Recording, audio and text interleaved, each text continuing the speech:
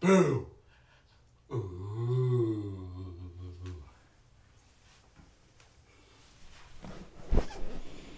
Welcome. Hi, everybody. Are you ready to be terrified? That's nice. Hi. Let's see what the chat's talking about. Is it Dad you're talking about? Really wish this lantern would stay on forever. Sort of like how Dad will be on forever. Hello. Sorry about that. The moth ye the year? The game. What is your name? The G-moth. The gem of the year. It's hard when there's no spaces. Welcome to Dad. Sorry for startling you. Ooh, what's this? Some fresh spooky juice. Not ancient spooky juice this week.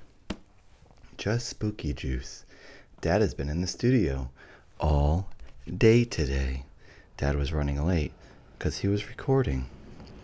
Now, Dad is here in the woods. Takes a long time to get out to the woods. Secret location. Oh boy, that's hot. That's some real spooky juice. Oh, Daisy, you noticed. Why, yes. Thank you for noticing. Dad had a pedicure facial day where he got a haircut and a head massage and a back massage and a facial massage and a pedicure.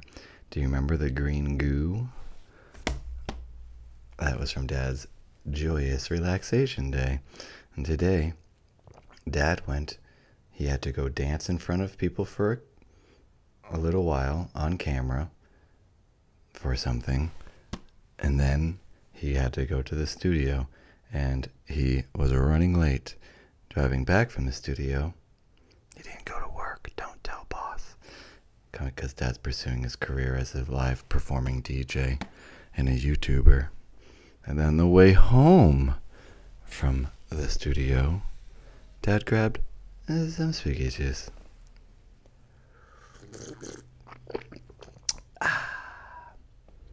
Dad, always handsome because Dad's soul is beautiful. Well, thank you, Sophie. That's very nice of you. Wow, thank you, Sarah N. You frequent donator. You frequent mental patient. I will direct donate in a minute. Oh, thank you. Direct donations will really help because Dad, part of... Ooh, oh, no. Oh, no. Maeve. Oh, it seems like Maeve has arrived. Say hello to Maeve, everyone. Thank you very much, Sarah. That's very nice of you. Oh, and Cheap Chianti wishing me a happy birthday, please, beloved Dad. Happy anniversary with breathing, Cheap Chianti. Dad hopes you and breathing have a long-lasting, eternal relationship together. Thank you very much. Thank you, Hugs, Kisses. Thanks for saying that. You're amazing. Yeah, Maeve's here, and she's blowing her farts all around the woods again. But you see all this mist behind me? And deeper into the forest? That's Maeve. Beefing in the cheap seats on Dad. Thank you, Tony Stark. Solve the riddle. Did I do it? So, Dad is working on his new album, and his first song is basically done. But the first song, which he'll release as soon as it's done, he'll release the songs like he did his old songs, one at a time until the album is complete. Probably about 10 new songs. But the first song is requiring a children's choir. Dad thinks it will sound a lot better with a children's choir singing with Dad. So Dad did a lot of research and talked to a bunch of children's choirs. And the cheapest it was a lot more than Dad was able to afford. And Dad cut a deal with the woman. Oh, wow. Oh, geez, $20 direct? I won't say your name, but you know who you are. It's Sarah. You said it earlier. Thank you for that $20 direct. Thank you so much. Thank you. That helps. Because Dad, it's a big number. Dad is aware $1,000 is a lot, and that is a fraction of the cost that it will cost to record the children's choir, because the children's choir has a fee, and then the recording technician and the studio time is a fee. Honestly, it's a wonder that Lady Gaga and people like that even have any money, because all their money that they make must go to the recording studio. It costs so much if you want to do things legitimately and have things sound good. So Dad has a very small fee to get this children's choir on the song, and this isn't even part of the money that will be for like the other studio for recording Dad, and for the people who made the music and the people who are equalizing and things like that. So it's really expensive. So let's start reading some stories. What do you say? Some spooky stories. Dad just wanted to let you know that any donations that come to him will be going towards the new song, which you will be able to listen to at some point. Maddie, Dad will put the new album on Spotify, just like his last album. Dad's first album is on all of the sources. So you'll find this on the same thing. Oh, hello, Tom. I can record Dad with my phone for free. Yeah, well, Dad doesn't think the audience's ears want to listen to that version for free. It will not sound good at all. It will not meet Dad's standards. If Dad wants to be the best pop star in the universes, he needs to act like it, and he needs to make legitimate songs. But thank you, Tom. Thank you, Tony. That's very nice. Thank you for helping Dad. So, Dad and Tom will actually be playing a spooky video game soon. Oh wow, $5 from J.E. Dad sees it. Thank you for that, J.E. Dad and Tom, did you want to play a game with me? Dad, I got a message from someone. Uh-oh. Spooky burps. I love your coat, Dad. Also, what are you drinking? It's spooky juice. Spooky juice is hot apple cider. And this is not a coat. It's a shirt on top of another shirt. It's brown. But Dad wears it like a jacket. It's his grave digging costume. Here's his shovel. Here's his shirt. And here's his working pants. And a lantern. So. Ooh, a lady in black. We didn't read this one last time. So we're going to pick up where we left off and read some real life true stories. These are true spooky stories. Thank you for that, Paige. That was very nice of you.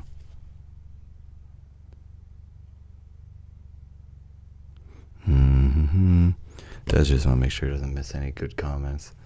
Speak amongst yourselves, because Dad will be reading the story for a while now. Oh, Dad farted.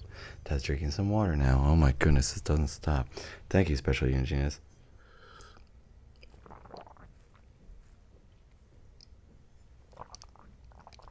Goodbye, Tony Stark. Thank you for visiting. Oh, and look at this. Where'd it go? Oh no, where'd it go? Oh, there it is. Dad has a new pipe. Can you see?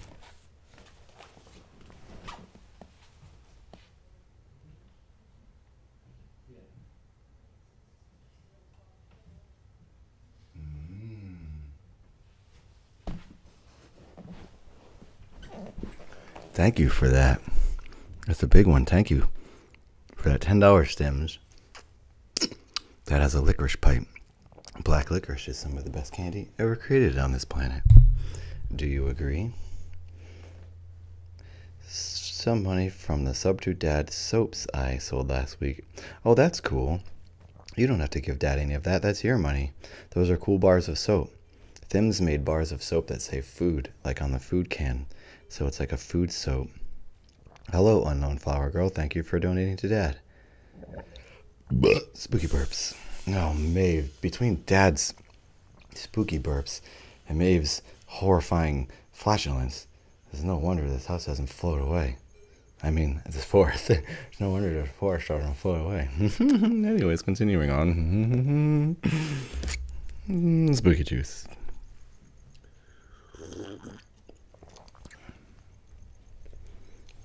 It's not salted licorice, it's plain black licorice. Thank you so much, a person on the internet. Thank you very much. And thank you, Betty. That's very nice of you guys. That's because black licorice is the best. All dads like black licorice. If they don't, they're not a real dad. Black licorice and circus peanuts candy. The best. Maybe Dad should make a song about black licorice. Oh, I forgot. We haven't even read one story yet, and this is apparently the Spooky Grave stream. Do you want to hear a sneak preview of Dad's new song? This is a very temporary. Some people have already heard it in the past. It has changed completely. Naffy N. Just you wait and see. Dad has completely changed this song. And what you're hearing is sort of a test template. So, oh my goodness, it looks like Dad has got... Okay, phew. Dad thought he got a lot more direct donations and that scared him. Oh, and then another one appears right when he says that. Thank you, MT. You know who you are. If you want to announce yourself in the chat, thank you for that $10. That's very nice of you. Dad doesn't know if he has the direct donation link in his description. So if anyone has the direct donation link, like Alligator, I think you just posted it. Thank you for doing that. Thank you to everyone who directly donates. All the money that Dad makes goes back into his creations, and Dad does not have any savings. He should. He wishes he could, but he can't because he makes too many things. Dad spends a lot of money on the songs, the videos, everything. The quantum computer. Oh, that sets Dad back.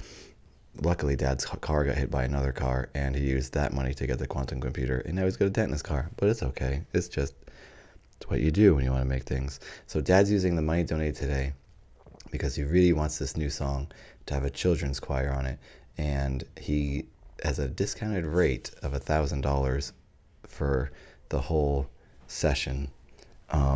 You don't want to know, it was over $2,000 for the legitimate way. And I was like, well, I'm just a dad doing this on my own. I'm not a big-time musician. So what happened is the woman said that they're going to piggyback me, and someone else is booked to the children's choir, and then at the end of their session, Dad can come in and have the children's choir record what he needs during the end of that other session. So Dad's kind of lucky, but he still has to pay $1,000 to do that. Anyways, just want you to know where your money's going. It's going to Dad's new song. Okay, so here we go. Do you want to hear this? Dad will play the intro for you. He doesn't have it on his broadcasting unit. He has it right here on this phone of Mom's or someone's. So this is going to change, but the structure of it will stay the same. Dad doesn't want to give too much away. See if you can even hear it. Do you want to hear a story? It happened a long time ago, in the ancient year of 1993, when the earth fell under dark days. All the sitcoms were the same. There was nothing special enough for good dads to watch on TV. Basic cable was doomed, Quantum Leap was ending, and all dads were sad. Then he arrived. When the moon is high, when the lights are low, Dad will say goodbye and watch his favorite show.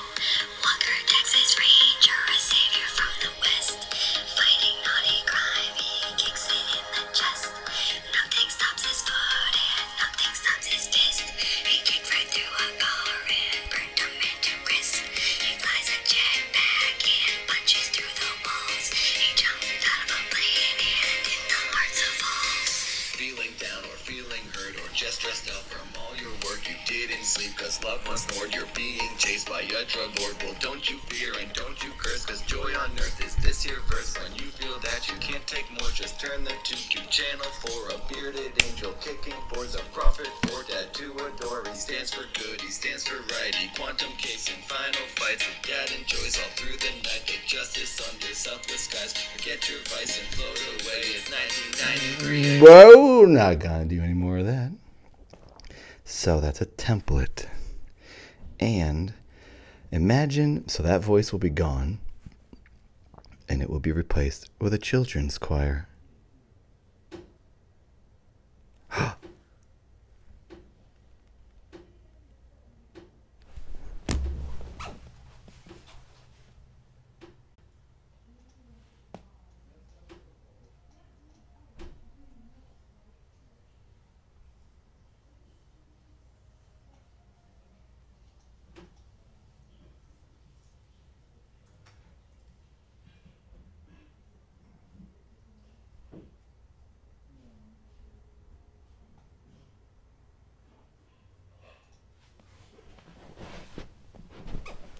Is it back? Did you not hear any of that?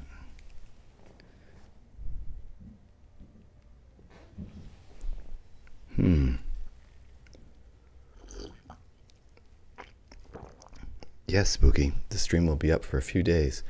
Dad leaves them up for a few days and then removes them.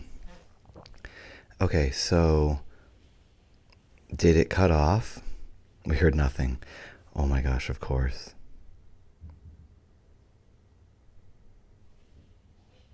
Piggyback doesn't even remember. Dad doesn't remember even saying that word.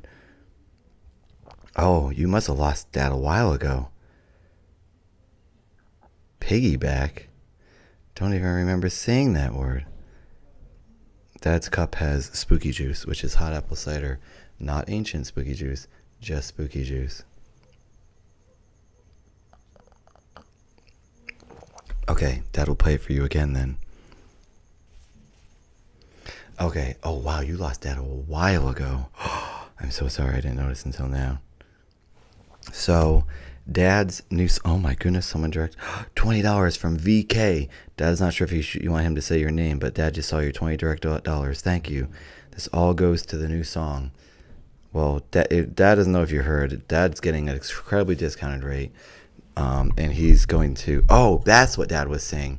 So Dad's going to the studio, and the children's choir already has a session booked with another person who's paying them the real amount of money, and the woman said Dad can piggyback on that session, and at the end of that session, Dad can come in and record what the kids can record what Dad needs for his song.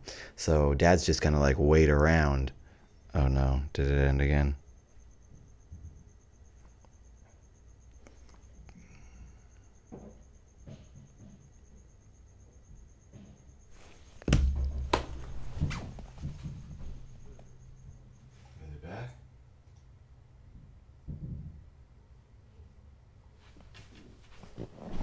Is it back?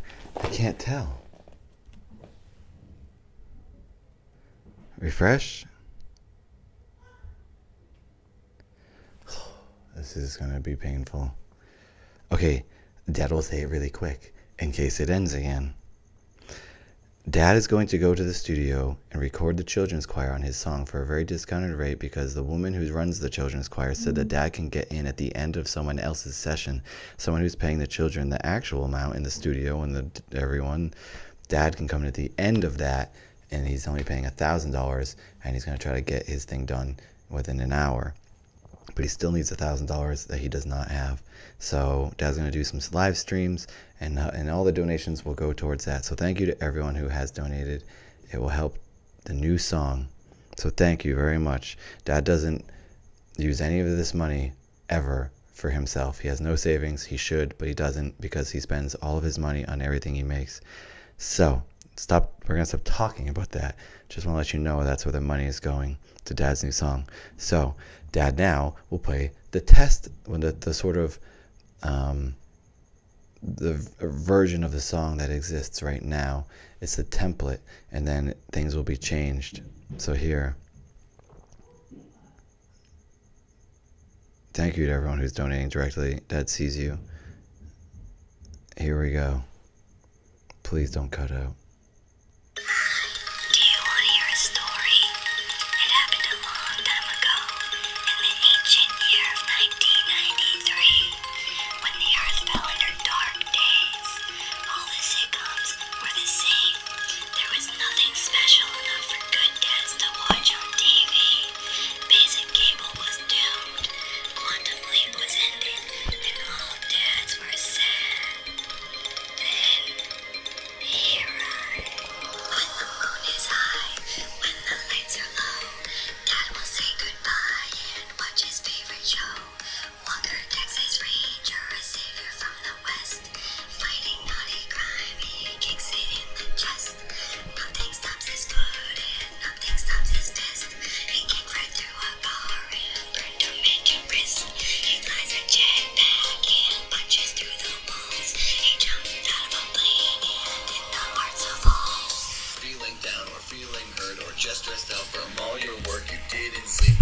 once ignored. You're being chased by a drug lord. Well, don't you fear and don't you curse, cause joy on earth is this here verse. When you feel that you can't take more, just turn the tube to channel 4. A bearded angel kicking for's a prophet for dad to adore. He stands for good, he stands for right. He quantum kicks in final fights. And dad enjoys all through the night the justice under southwest skies. Forget your vice and float away. It's 1993 again. That's about it.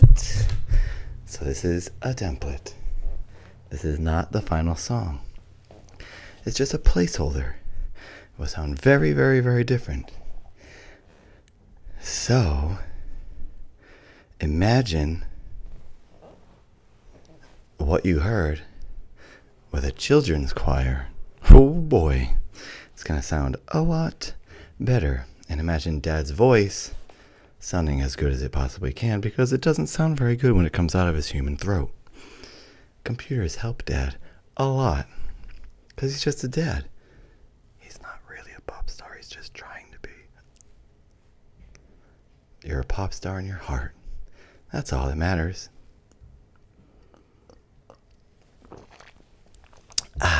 So, the song has been written. There is a scratch recording.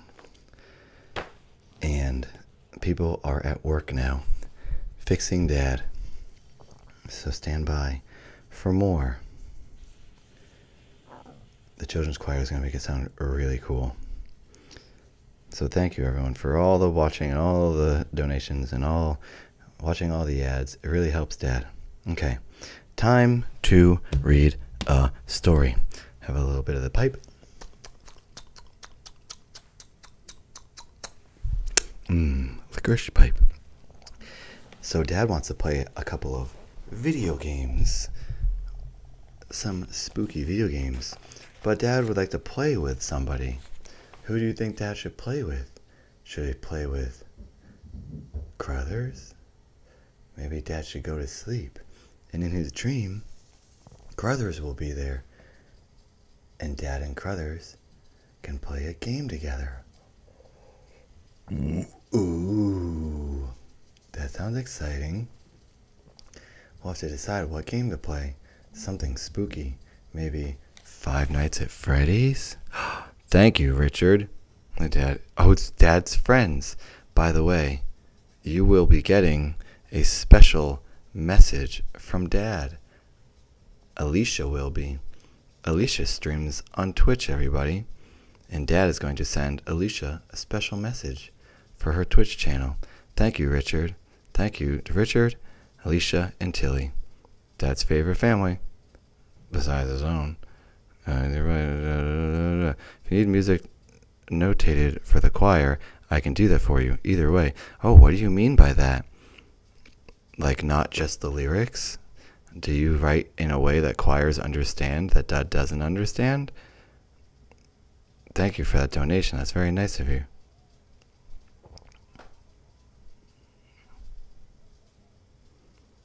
Wow. Well, let Dad know. Send Dad a tweet or something, and then he'll be able to see it easier. Oh wow, thank you, Unknown Flower Girl, for another one. Okay, we need to read a story now. It's been too long. Are you ready? Did we read A Lady in Black? I think we did.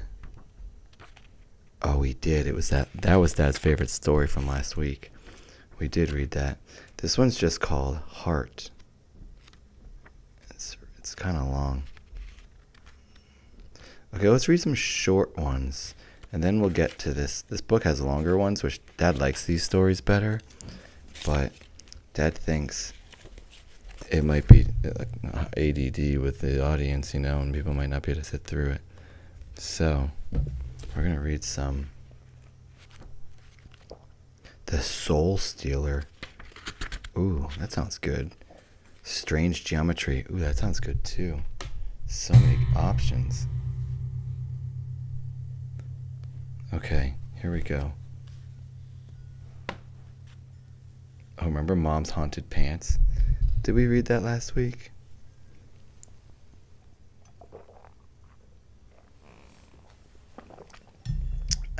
Water. Okay. So this one is called Strange Geometry. we read that? No. Okay. This is a story from a man. It's not a story. It's a real life accounts. Dad only reads real life accounts. I can write sheet music. Oh, shoot. Okay, thank you, Richard. That's very nice of you. Yeah, that might help. Dad's not sure if he needs that. Because he's just going to send the lyrics and like the songs and they could sing along to it. But maybe sheet music would help. I'll find out. There are no children to capture Tom, you mental patient. Thank you, Gina. Thank you very much. Okay. Oh, we never read the Haunted Pants? Okay, well, we're going to do Pants. Dad doesn't remember. He thinks it's got to be in this book. This is the one with the weird titles. Let's look in the front for the index. Okay.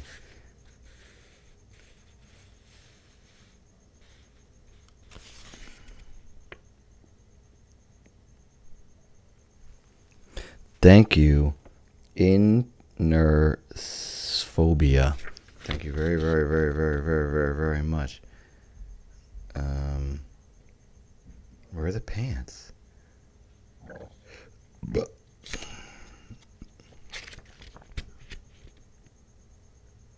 There's a lot of stories in this book. We're gonna start with Pants. Mom's Haunted Pants. Oh, The Phantom in Mom's Pants. That's the name of the story. We're reading that one. Oh boy. The Phantom in Mom's Pants. That sounds ridiculous. It's only one page. This will be easy. This will be a good way to start. The Phantom in Mom's Pants. Alana Bodman. She's a sculptor. This is in Akron, Ohio. About 1996. These are real stories from real people. Here we go. My little sister and I didn't want to go to sleep. Come on, Maeve. Right now? Are you scared? Maeve, the ghost, is scared already. She farted. Dad just read the title. Doesn't take much to scare her. Calm down, Maeve. Okay, here we go. My little sister and I didn't want to go to sleep. It was well past our bedtime, as Mom had tucked us in and kissed our foreheads. Good night. Quite a while before... Okay, Dad's reading really slow. The sentences aren't making sense. As Mom had tucked us in and kissed our foreheads good night quite a while before, we felt electricity in the air that made our skin prickle with goose flesh. Goose flesh, that's a weird way to say goosebumps. And we whispered about it feverishly. My sister was 5. Making sure I'm not missing a donation. My sister was 5 and wanted to call Mom, and I, being an older and wiser 7, convinced her that Mom would be mad that we were still awake. That was when there was a movement in the doorway that I saw and thought was Mom, but it wasn't. There, in the bedroom doorway, stood Mom's black, skin-tight 1980s style leggings. They were filled out just as they would have if Mom was wearing them, but she wasn't. No one was there. No one was. I was startled and sat up quickly, just as the pants ran away from the bedroom, swishing as the fabric rubbed together. What? They ran down the hallway, disappeared into the bookcase at the end. I didn't turn and look at my sister, as I was hesitant to remove my gaze from the hallway in case whatever I had seen came back. After a few minutes of dead silence, I asked her, "Did you see something?" She reiterated to me exactly what I just witnessed. Wow, this is amazing. Maeve. After some time passed, we creeped out of the bedroom and ran down the stairs to find our Mom and Dad engrossed in a television program. We both snuck back to bed and never spoke of the ghostly leggings again. That's pretty good. Why do they never talk about it again? I would talk to Mom and daughter forever if I saw a ghost. If I saw anything spooky, I would never stop talking about it until the end of time. Why do people do that? It doesn't make sense to Dad. That's a pretty good one. The Phantom in Mom's Pants. I like that. Okay. Let's see. There was... Oh, wow. Here's a couple. Alright, Dad's just going to read a bunch of stories in a row. How does that sound?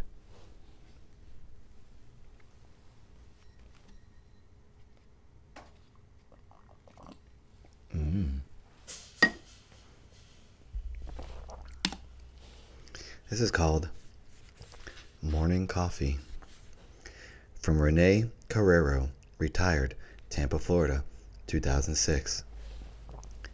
I was preparing my fiance's coffee and left the spoon in the cup as Carol emerged from her sleepy state and walked toward me out of the bedroom.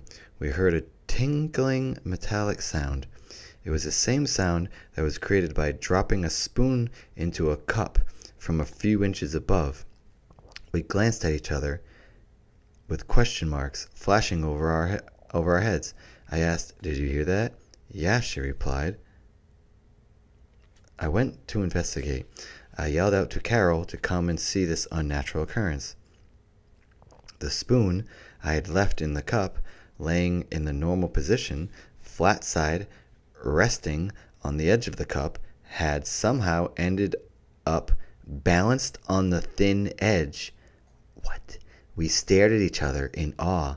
She exclaimed, "Ghosts." I, in my goosebumps, that's funny, another story says goosebumps, so they say goosebumps, so I was going to say gooseflesh. Weird.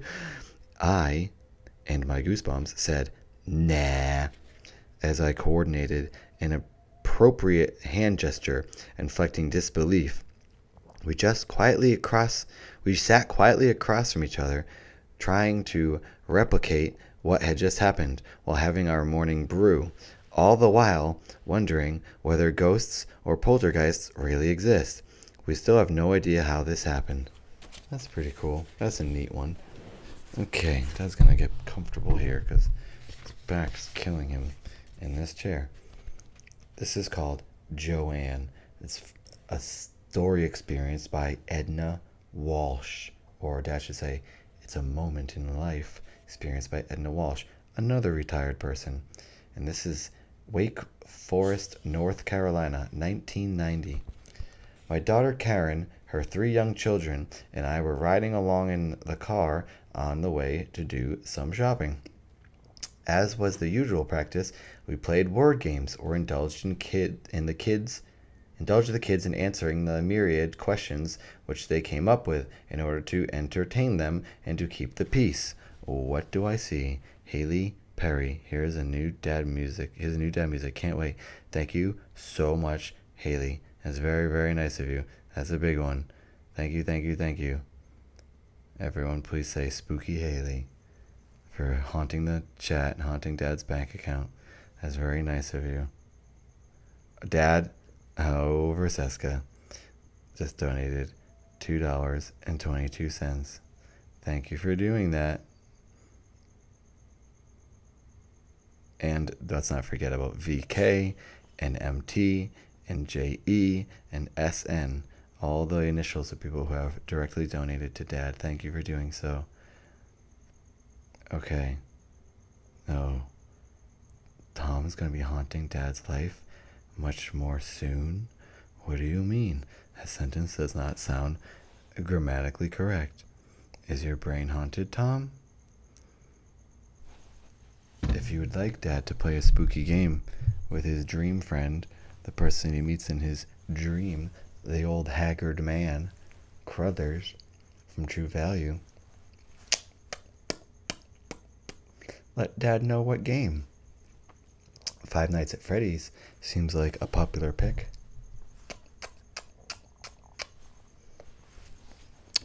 Licorice pipe. Dad should get an endless supply of licorice pipes.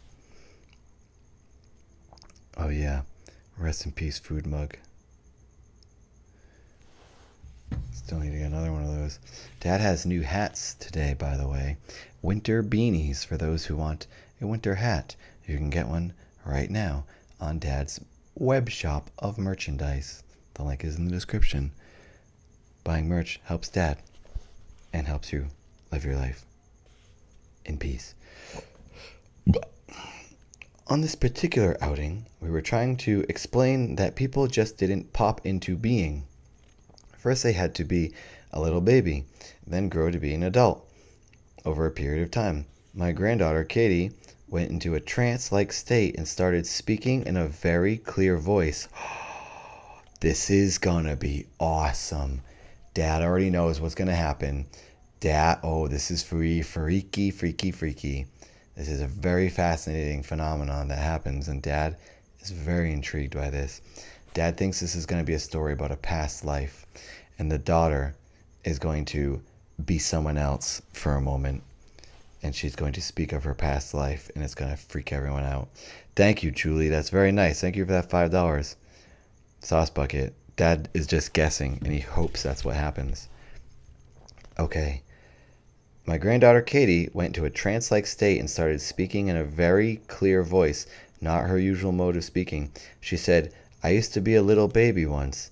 My name was Joanne. Then I crossed over. She immediately reverted back to her usual behavior. Chills went down my spine as I had my sister named Joanne who died in infancy.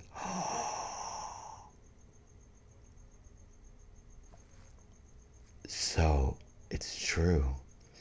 You do stay within a similar circle. Dad has heard many things that you, when you have a past life or a future life, you often say in a similar family, being, like the next grandchild would be like the grandparent, but you can also go far away. That's interesting. Okay, her name was never brought back up, so there was no reason for Katie to have picked up that name. No one in their circle had that name. In fact, my other children knew vaguely that I had a sister who died in infancy, but they didn't know her name. Wow. Another strange incident happened a short time later in my home. My youngest grandchild, Brooke, was a little more than a year old. She was sitting in her high chair, observing the goings-on as the family was all gathered around. I was standing several feet from her. The subject of Katie bringing up the name Joanne came up, and I turned to the baby Brooke and said jokingly, What is going on in that little head of yours? Where did you come from? She responded with an enigmatic smile, and then a jagged streak of light flew from her solar plexus into mine. What? I was shocked. I am now definitely a believer in reincarnation. Well, Dad is too. He always has been. Holy crap. That is a really good story. That's Dad's favorite story of the night. Thank you very much to H. Moore. Dad, know that all Dad fans are on Dad's side and want to help Dad. Thank you, H. Moore. It's very nice of you. Raspberry Red Piano, because children are too expensive. Wow. Thank you for that, Raspberry. That's a very big donation. Thank you. What is your solar plexus? Is that like here or your throat? Do you guys know?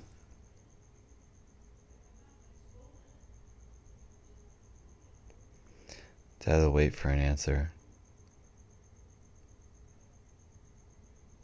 Your stomach.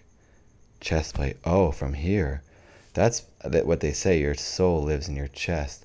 You know how humans always say, like, you just say things like, who knows who made up the first location of the soul? When you talk about your soul or refer to your soul, people go, oh, my soul hurts. You tend to like reach towards your heart or your chest. Why did that happen? Why didn't people go, oh, my soul? Or even like somewhere where it's a reproductive area or your brain. Why did it be your chest? You know what I mean? That right there, the first person to do that, or the instinct to grab at your chest, to assume your soul is in your chest, makes Dad wonder there must be a reason for that. And that's just the thing that because we know our instincts tell us that that's where the soul is. So I think we know more than we do, but we just need to let nature tell us and shut up and stop using gigabytes sometimes and just sniff the wind, and maybe we'll find out all the answers through nature. Dad thinks we know a lot that we don't, and we're not even aware of what we know. Yeah, but it's always like the middle. Your heart is over here. People often go, my soul hurts. In the middle of the chest. Well, thank you for wanting to donate, and thank you for donating Special Unit Jesus. That's nice of you. Angel. You'll find out someday that you're entirely wrong. Is your real name Angel, or are you named Angel after an angel? Because that's kind of ironic that someone named Angel says there's no souls. Interesting. No. Can I say your name? I'm saying your name. Sarah? What are you doing? Oh my goodness. Everyone, Sarah, is it the same Sarah N? It is. Sarah N just donated $100 direct to Dad. Oh, wow. Thank you, Sarah. Dad thinks he's over $200 now. We're getting close to a quarter of the fee of this new song. Dad really wishes it wasn't so expensive. This new song is going to cost Dad about over $2,000 for one song. And can Dad tell you what he earned entirely on his whole last album? $1,100. So there's no way that this one song will ever make its money back. It's just not going to happen. Dad spends too much on his videos and his songs and never makes a profit and never gets any savings. Dad's only saying this to you so you know Dad isn't just getting rich off of your donations and all the videos. He's actually in debt forever. But he's not in debt with creative satisfaction and fans. So thank you, fans. If all of Dad's subs were $1, oh boy, Dad would be set for another 50 years. Thank you, Tanner. Thank you, thank you, thank you. The server does not dispense money. It's a metal box. It's not an ATM machine, unfortunately. You don't have to help more. Dad's just letting people know because Dad feels a little weird with money coming at him and just doesn't want people to assume things and assume Dad's like taking all this money and running. He's clearly not running because he keeps showing up on the internet. You see where he is. So anyways, it's just Dad's OCD and his fear of what people might think. Food does not appear randomly. That's from store. Dad goes to the store and buys all his cans of food. Thank you for watching, everyone. Let's read another story. Dad can run. What number can you count to? That many miles per hour is how fast Dad can run. Thank you so much, Sarah. Thank you, thank you, thank you. Spooky Sarah has haunted Dad's bank account a lot tonight. So thank you. Dad's gonna be doing this for a while. Dad's got another 2 hours to go, so buckle up. Mom is at work still. Mom works late most of the time. What about company? Yeah, right. You think company pays Dad well? Dad gets below minimum wage at company, and he works 400,000 hours a week. Ooh, Tom's hunting a root beer. You have a problem, Tom.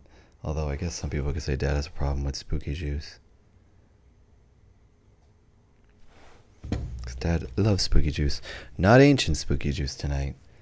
Dad has a lot of work to do this week. So he's just doing healthy, earthy, organic apple cider. But he made it hot, which makes it spooky juice.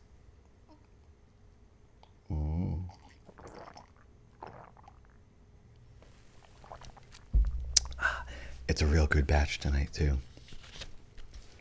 Okay, this next story is called, oh my gosh, it doesn't stop. You guys are crazy. Amy, that always says your name wrong. Dad, I showed my sister, who works at Kohl's, the moment from the stream when you mentioned her, and it made her so happy. She has serious mental illness issues and keeps attempting. No, tell her Dad needs her around. Tell her, what's your sister's name? Dad can send her a special message. Amy. Thank you for letting Dad know. Dad will read the story after he sees what Amy says about her sister's name.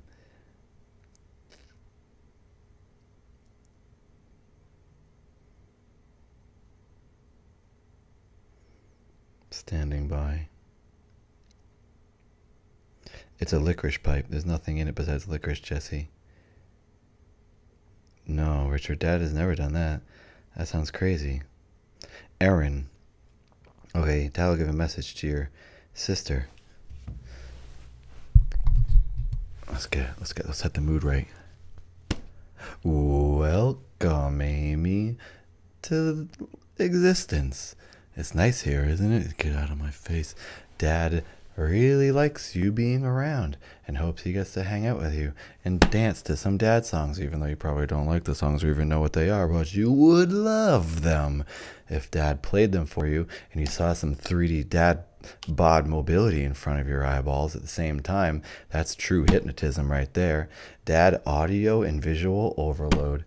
So Dad hopes that you're around for a really, really long time. So Dad and you can do an eternal dad dance, and some dad music will be playing to serenade us off into the sunset.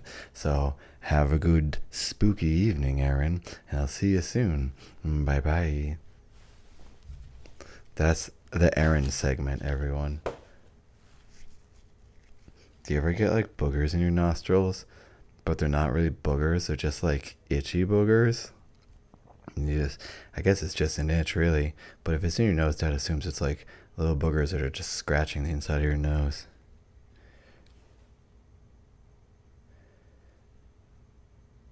Oh gosh, there they are, itchy boogers. Okay, time for a story. Dad didn't, Amy, Dad doesn't see if you said something, but tell your sister to keep on keeping on. There's a lot of cool things that'll happen in the future. Trust Dad.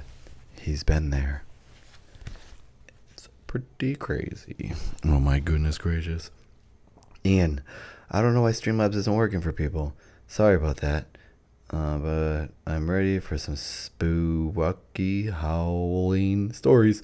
Thank you for being here, Ian. This spooky just is making Dad burp. Yay.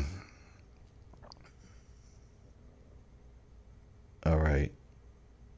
Here we go. Back to the stories. This one's called I Decided I Would Jump. Linda Gale. Wait a second.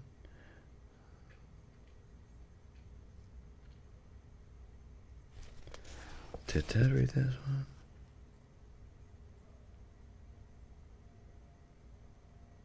Okay, here we go. Linda Gale, retired respiratory therapist, Denver, Colorado, June 1986.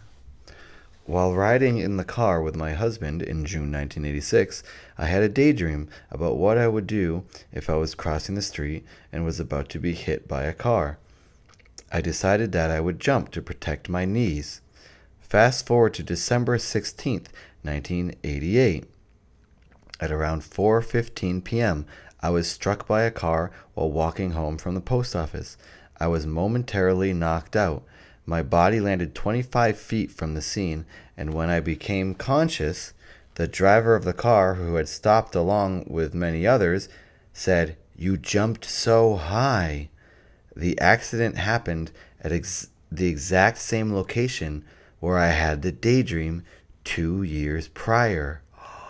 Wow, what's that? That gives Dad a lot of information.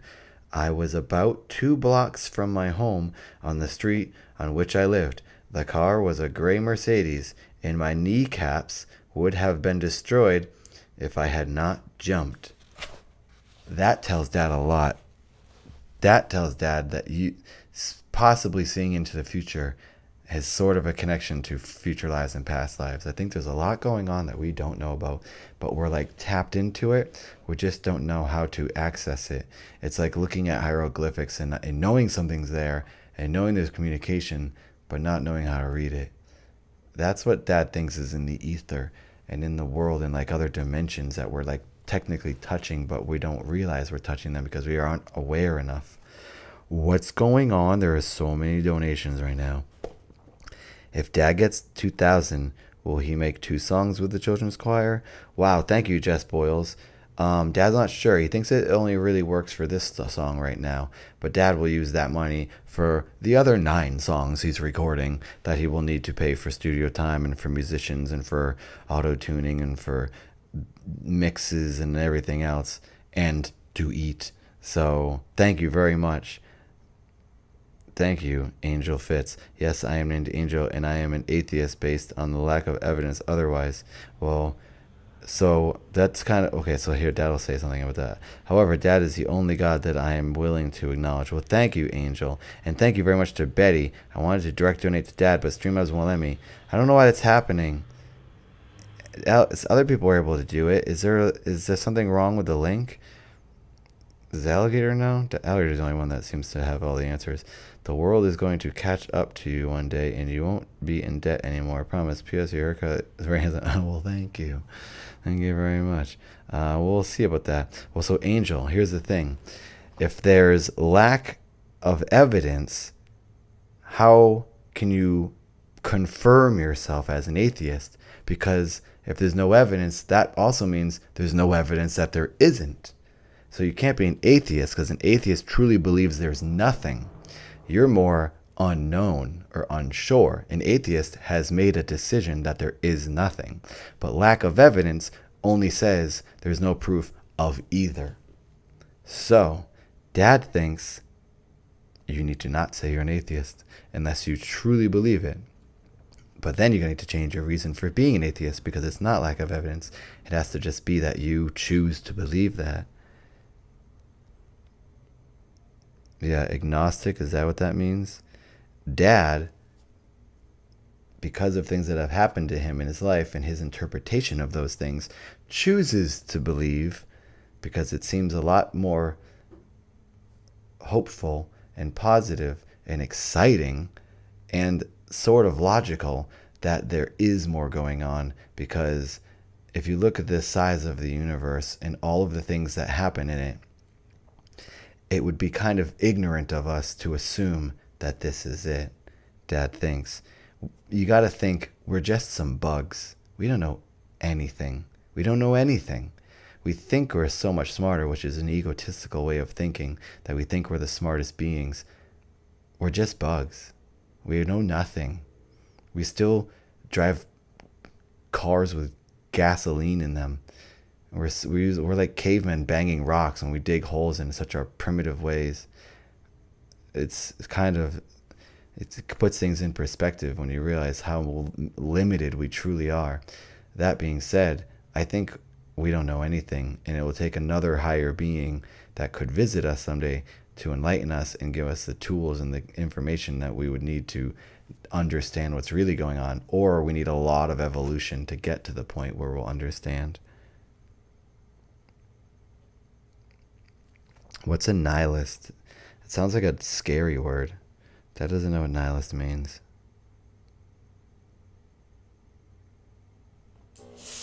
Oh boy. Maeve. Well, Dad will tell you this. It's pretty obvious there's something else going on when we got ghosts in here farting non-stop. There's your answer, that there is something else going on that we don't understand. Maeve is literally right here. You have evidence of a ghost confirmed. Mike Lombardo thinks that we're all just in a simulation.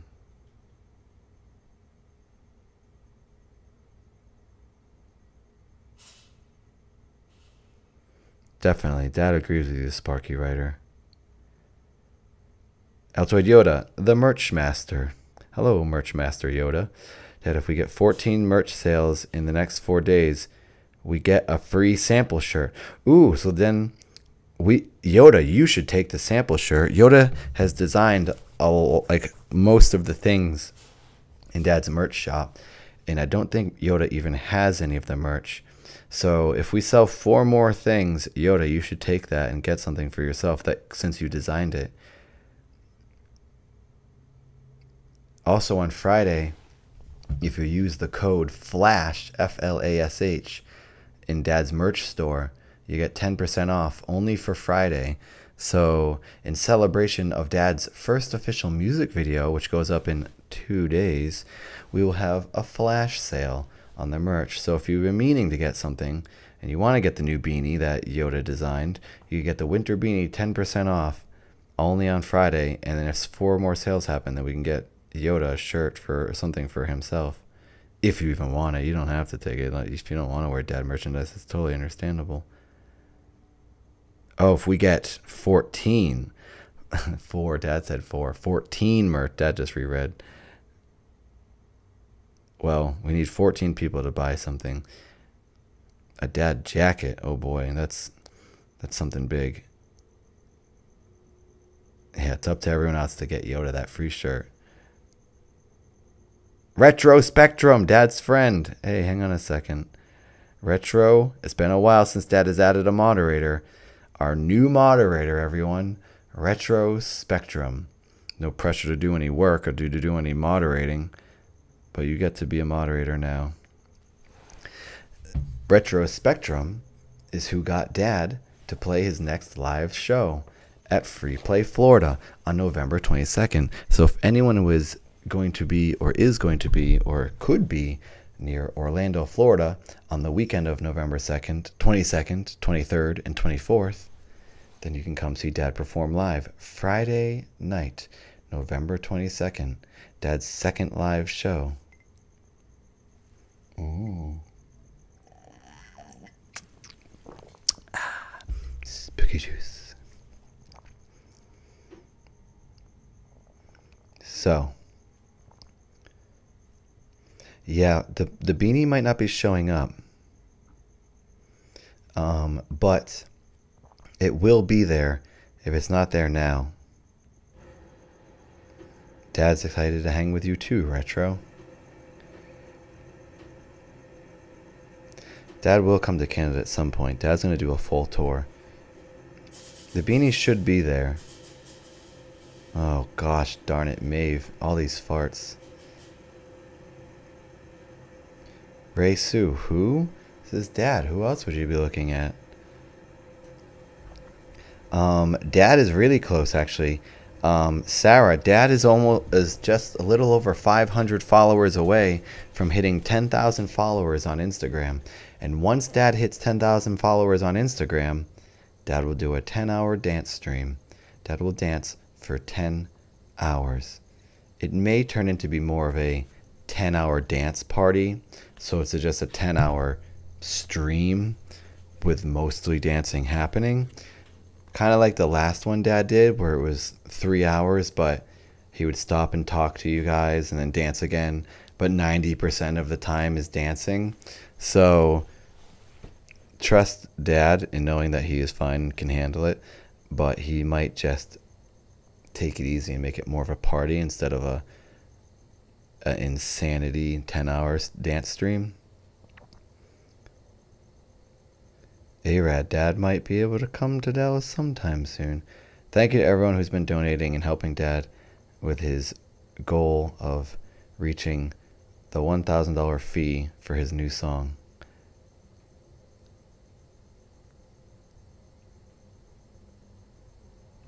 All right.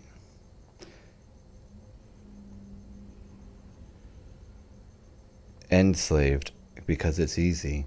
All you have to do is have an infinite bod. It's very easy to just move and don't stop moving. When you think about it, people stand and move for like 10 hours all the time. They just don't think about it because it's just throughout their regular day. So what's the difference, really?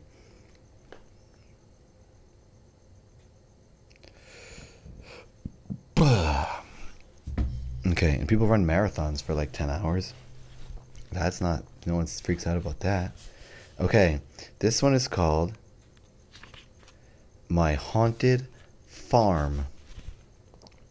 This is experienced by Cheryl McAtee. She's retired. A lot of retired people. And all in the 90s. Vancouver, Washington. 1992. Vancouver, Washington. Isn't that like the first town in Washington before Seattle, right after Portland? My move to my dream farm in April 1992 quickly turned into a greater money pit than I had estimated. It was just me, 2 large protective dogs, and 3 cats in the house. The work on my 1880s farmhouse started in June, as did the unexplainable happenings. I would hear steps up the stairs at night. The doors would lock when I went outside on rainy nights. Things would go missing and then reappear. My television would turn off while I slept, and I'd hear noises in my lower attic that sounded like raccoons wrestling, though nothing would be there. The second time I was locked out, I asked whatever it was to please do not do that to me again. It stopped. Is that the end? Oh, there's more. That's funny how that seems to work almost every time. If you yell something out loud at a ghost, they always listen and they do it. Ghosts are always like, oh, sorry, I took it too far. Yikes, sorry. Interesting. That October, during a lovely fall afternoon, I was on the back porch painting shutters propped below the kitchen windows. As I happened to glance at the window, I noticed a handsome man standing about 20 feet behind me with a bemused expression. At first I wondered how he could have opened the gate to the property without my hearing him and alerting the dogs. He was dressed in a brown duster with a beaver skin hat and long riding pants and boots. He had longish brown hair. I turned to look at him, but he wasn't there. I turned back to the window, but his reflection had disappeared as well. Things continued to happen, and though my dogs and cats would pay attention to the noises, they did not react to them. I hadn't thought much about ghosts until I moved here. I think it was a protective ghost that was watching over the renovations and approved.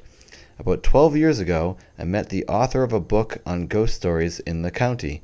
I told him some of my stories, and he asked if I could visit. When he did, he asked if he could visit. When he did, he said he sensed a presence, but it did not have bad intentions. I'm still here, but not much has happened recently. That's interesting. Dad used to live in a house. There was tons of activity, tons of things would go on. And then it all sort of just stopped. You hear that in stories a lot, where it's like there's a lot of activity when you're moving in and moving out of places because the spirits are like frustrated or something, I guess. Oh, this one's called The Thing Under the Truck. These are all pretty short. Dad will keep reading. Dad thinks he saw a donation. No. Amanda Mock. Oh boy. Dad doesn't know what to do. Dad is freaking out. Amanda Mock, what are you doing?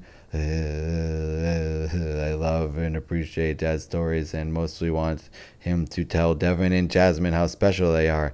Jasmine and Devin, you are 2 of the most unique special humans to ever walk the face of the earth. I hope you know that. It's a true story. It's not in this book, but it's in the universe. It's written in the skies that you are 2 very original people, and Amanda is amazing. So who are Devin and Jasmine, and how do you know them? Are they your sisters? Are they your brother and sister? Are they your children? Thank you so much, Amanda. That's insane. Oh my gosh. MK, Dad just got a direct donation. It seems like Streamlabs is working again, because MK just sent and someone else did too. And JD, and Dad's saying your initials in case you don't want your names said. JD gave $10 direct. MK gave $10 direct. Thank you so much, everybody. This is pretty crazy. Wow. Thank you so much. Okay, Dad's looking here to see if so many comments already. Amanda said anything else and Dad missed it.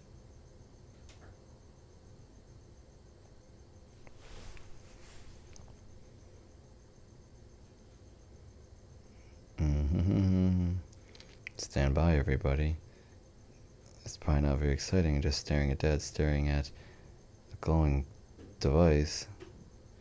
I love you independently, but they happen to too. Well, thank you, all of you, for enjoying Dad.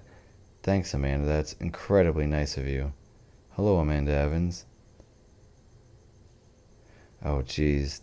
Dad is not sure of his Eska. Dad would have to check. Let's see if Dad can check. There's a website that sometimes says it, but it's often wrong, and it never updates on time. So, Dad thinks, and there's also a lot of fees that come out of Super Chat, so it's probably not very high. Maybe Dad's at like 250 to 300. Maybe he's at more than that. No, because he had two. No, he's at least 200. He's probably around 300 at least. So that was 70. Amanda, Dad will get 70 out of that 100. Plus the 100 that was directly donated. So Dad's at least at like 250, he would say. Okay, let's see if we can do some math here. Stand by, everyone. Okay, so hang on a second. 70% of 313. That's 219. Remember, 219, everyone. 219. So Dad, out of the YouTube, Dad walks away with $219. That's the super chat. Isn't that funny how Amanda just gave $100, and all the other donations that have come, Dad only has twice what Amanda gave because YouTube takes so much. It's a real bummer. I wish they didn't take anything out of Super Chat. They get all the ad money.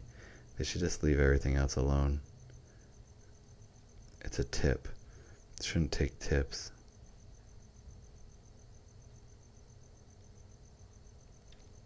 Okay, logging in.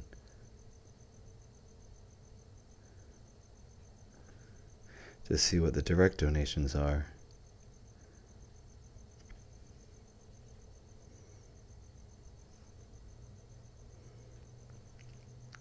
$70% of 177. The answer is 123. So 123 plus 219. 342. Dad walks away with total direct and YouTube $342. So Dad's sort of getting close to 400, which is almost halfway. That's pretty impressive for one little stream. So thank you, everyone. 342. That's what Dad has. Victoria, you can unsub if you want. It's your life. If it makes you happy, goodbye. Thank you for sticking around. If unsubbing is fun, you must do it. Why is the older videos being deleted? Are private. Why? Enslaved, do you mean the old streams? Those aren't videos, those are streams. There's a big difference. Dad deletes all of his old streams because streams are a thing to experience live. And they not why you don't watch them again. That's what makes them special. And Dad also doesn't want to have a million live streams on his channel. You can muck up his channel because Dad's channel is not about live streaming. They're just special things Dad does every once in a while for special occasions. Dad's videos and music videos are the main thing of Dad's channel, not streams. So enjoy them while you can. And if you miss them, it's okay. You didn't miss anything good. All you're missing is what you'll see on the next stream. There's always more.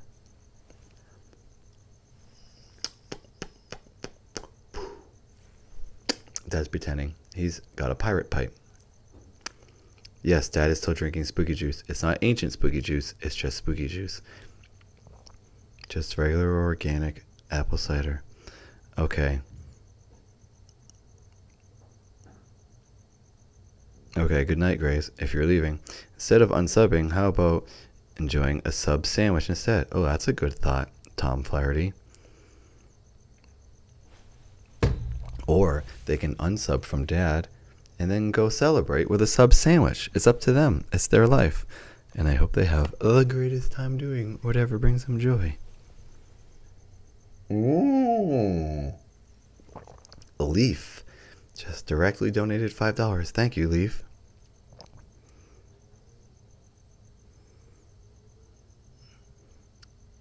It is not organic. It's fabricated. Food is flavored osmotic oral dinner. If you watched all of Dad's videos, you might have learned that. There is a lyric video to a remix where the ingredients are on a can.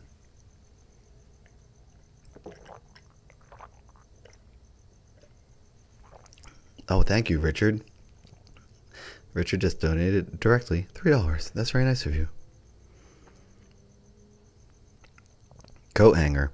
You can get a sub sandwich whenever you want. Subbed or not.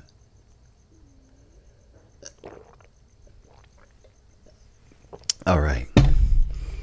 Dad needs to refill his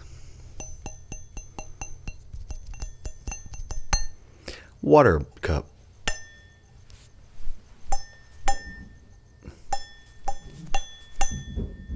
That's fun.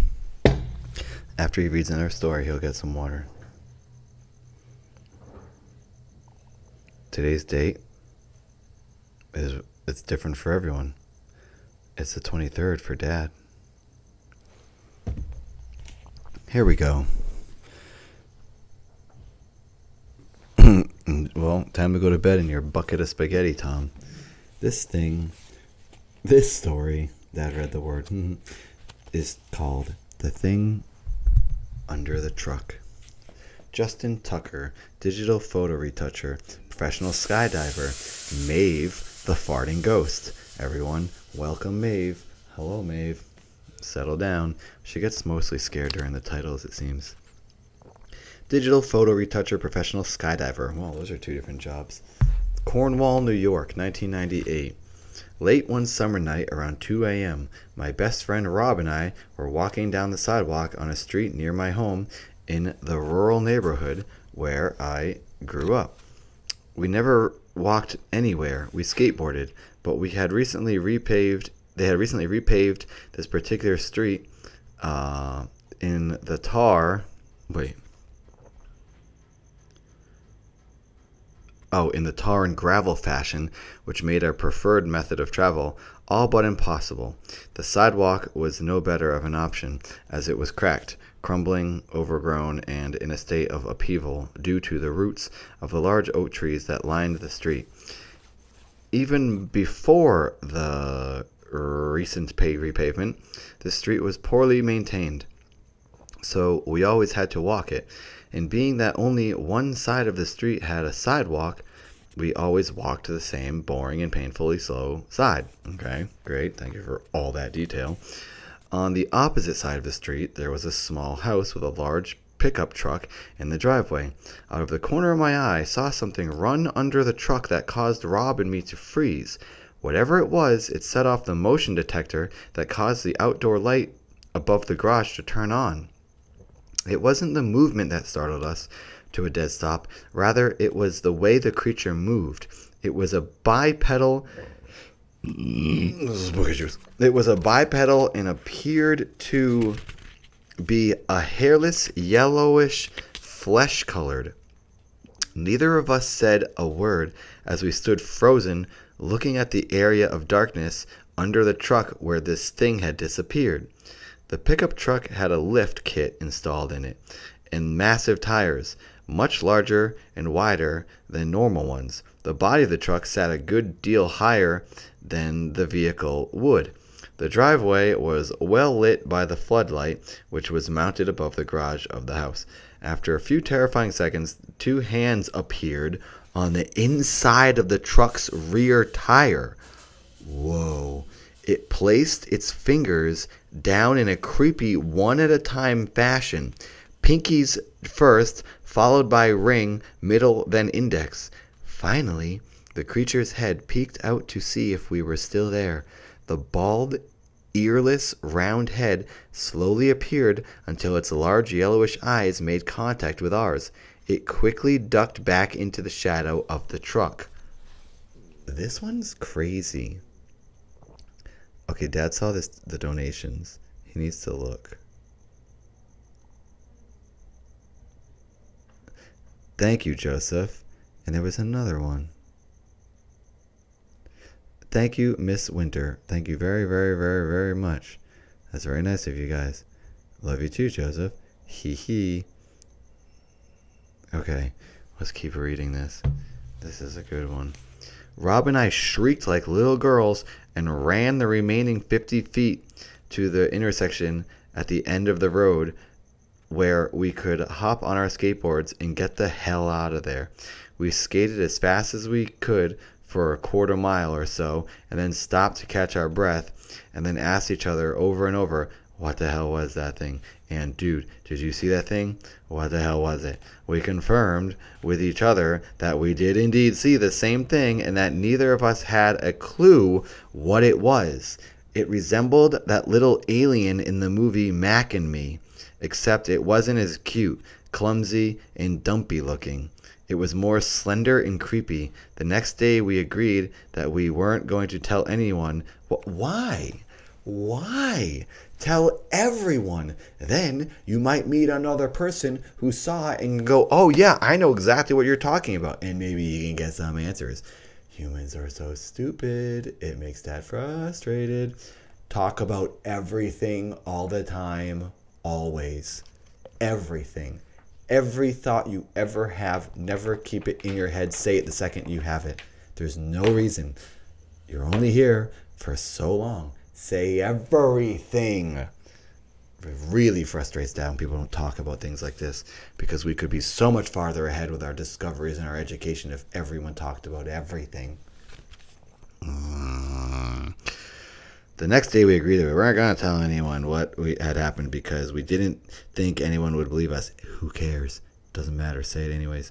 If someone had told us the same story, we probably wouldn't have believed them either. I would. I go, oh yeah, duh, we all know everything exists and everything's crazy. Let's go check it out. This event set me on a path of curiosity that continues and intensifies with every passing day. Yeah, because we don't know anything. We're a bunch of bugs walking around the earth. This is in 1998 in Cornwall, New York. So if anyone's near Cornwall, New York, keep your eyes out. Keep them open. Keep them out of your head and looking around.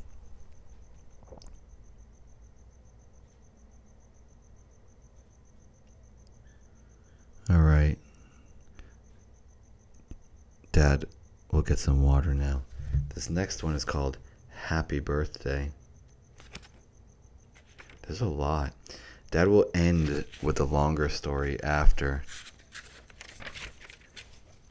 But for now, he'll stick with these short ones because the short ones are a good length. Okay, stand by. Water break. If anyone new shows up, tell them we're just on a water break.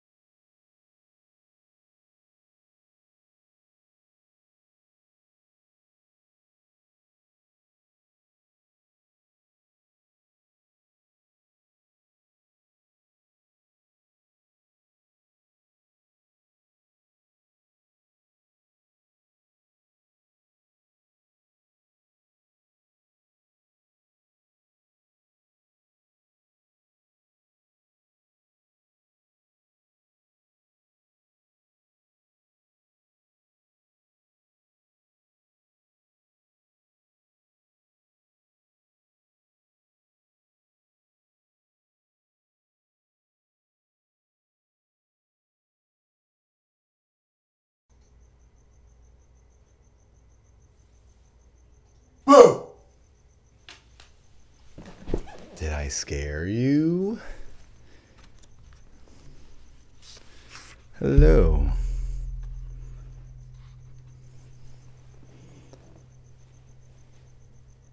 Muck up his channel. 'Cause Oh, that's old. Told you it was a spooky stream. Hee hee hee. It gotcha. Just a little something for the holiday spirit. The spooky holiday spirit. Bah.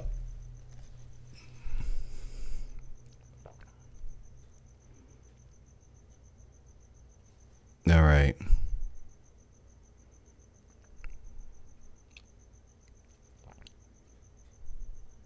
Blanca said, "Where's Dad?"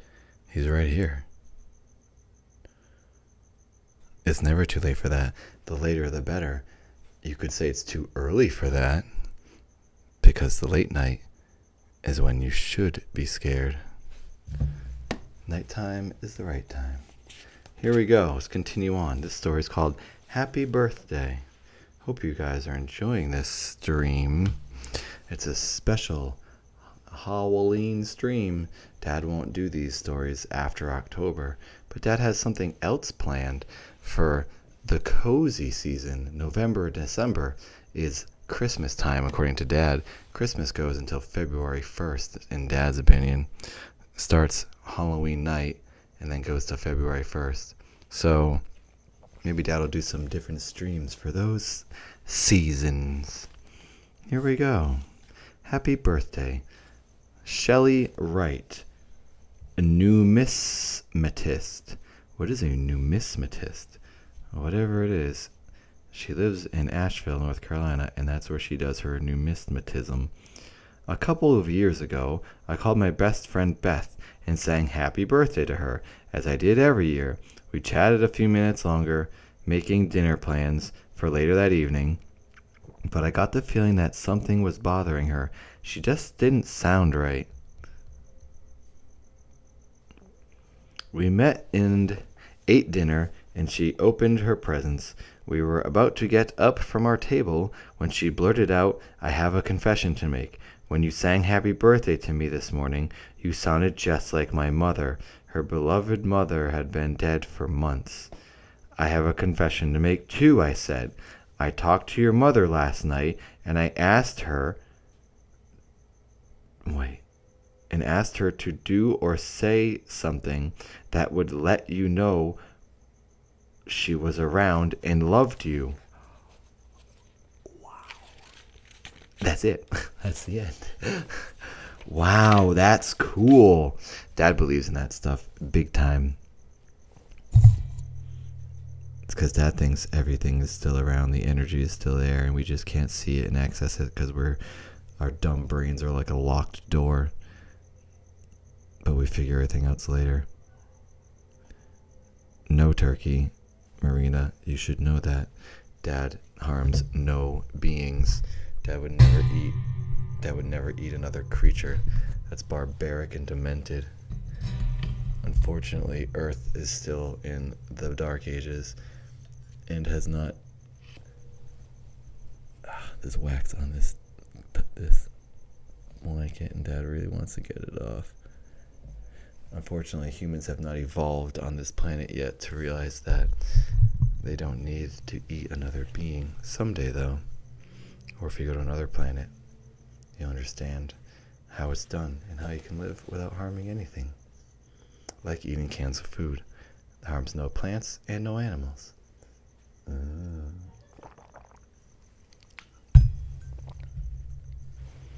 Dad eats food. Okay. This one's called Late Night Assistant Connie Watson, retired, San Francisco, California, 1982. In 1982, I was working the night shift in a word processing center for Stanford Oil Company on Market Street in San Francisco. We had twin high-rises next door to each other. Our office was on the third floor of 575 Market Street, and we would often go and help out in the engineering department. Dad's got so many burps. Spooky juice. Blah, blah, blah, engineering processing next door, night. They had no night shift, so whoever went to help out would be working alone on the 9th floor. One evening, I had gone over and left the door open to the hallway. I had turned on a radio to try and ease the creepy feeling of the place and was busily working on engineering specs. Suddenly, amid the noise of the radio and the loud noise of the printer, I felt someone walk into the room and stand next to me, as if curious about what I was doing. Every hair on my arm and my back of my neck stood up, and I was paralyzed with fear. For some reason, I didn't want whoever this ghost was to think I was aware of them, so I said aloud, "Oh no, I forgot one of the tapes." I reached down, got my purse, and refused to look up above the cubicle wall at the darkened windows because I knew if I did, I might see who was standing next to me reflecting in the window. Wow, that's funny. She's like acting tough. Or Connie, it's a woman, she was acting tough, so the ghost would think she wasn't afraid. That's pretty interesting, what your brain makes you do. You're not even dealing with another human. I left everything, turned on, and walked to the elevators. Finally, the ghost walking along with me, feeling the ghost walking along with me, waiting for that elevator. Wow, this is interesting. Waiting for that elevator was the longest few minutes of my life. I thought I was going to pass out from fright. When the elevator doors opened, I stepped inside, and just before I got all the way in, I felt someone lift up on the back of my long hair and let it fall. The ghost did not get into the elevator with me. Wow, that's creepy. The ghost flipped her hair before she got in. I went back to my office, and the 3 men I worked with said I was so pale I looked like I had seen a ghost. When I told them what happened, all 3 of them immediately went next door to check it out. They found nothing. They turned off the lights and closed up the office for me. I never worked over there alone again. We did find out that a man had died in his office in that building a few years earlier and was not discovered until the cleaning crew came in at night. This happened more than 30 years ago, and I still remember it like it was yesterday. Oh, that's a good one. That's a good classic ghost story. That one's called Late Night Assistant, Connie Watson, 1982, San Francisco, California. Wow. Oh, look at this spooky picture. This one's called As I Gazed at Her. This is in 2010. Dad's going to show you the picture.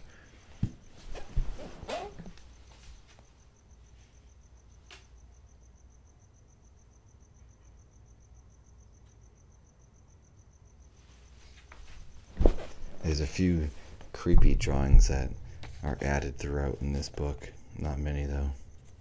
So I guess this lizard tongue thing has to do with this next story. That last story was really good. I really liked that story.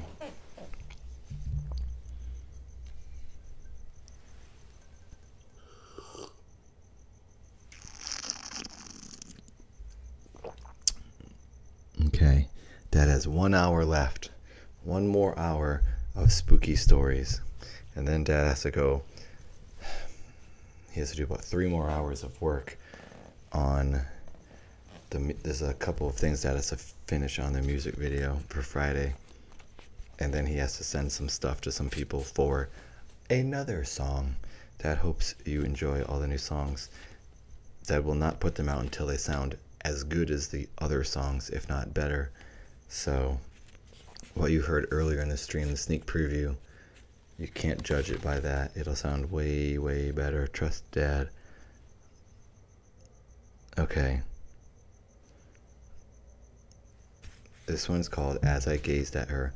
Beverly Karen, a realtor, retired, as usual, because they're all retired. 2010. How does one begin to tell a creepy story when they don't know when it happened? It comes back to me only when I sleep. It seems to be a reoccurring memory of an incident that happened while my husband and I were attending a social function at our local Elks Club. The gathering was large, and I was conversing with a woman I intuitively felt I knew very well, when something very startling happened. It was a momentary flash. I had the distinct impression that the person with whom I was speaking wanted me to see what I did, but didn't want me to remember it, when it happened, or even who she was. That's interesting. As I gazed at her, as one does when engaged in a conversation, the pupils of her eyes vertically compressed from the sides and changed to resemble those of a snake or a reptilian. It seemed as though she dropped a shield which cloaked her real appearance and allowed me to see her real eyes. There is nothing more to the story except that I see the incident often in my sleep, but it doesn't seem like a normal dream. It is always exactly the same. When I wake, I can still see a fading image of those eyes and remember that it really did happen, but no other details at all. It does not frighten me, but I am torn between wanting to know when it happened and to whom I was speaking, and wondering what I would do even if I knew who my female companion reptilian friend is. That was kind of boring. That one does not deserve the picture. There's so many other stories in this book that deserve to get the little piece of art drawn for them. Not that one.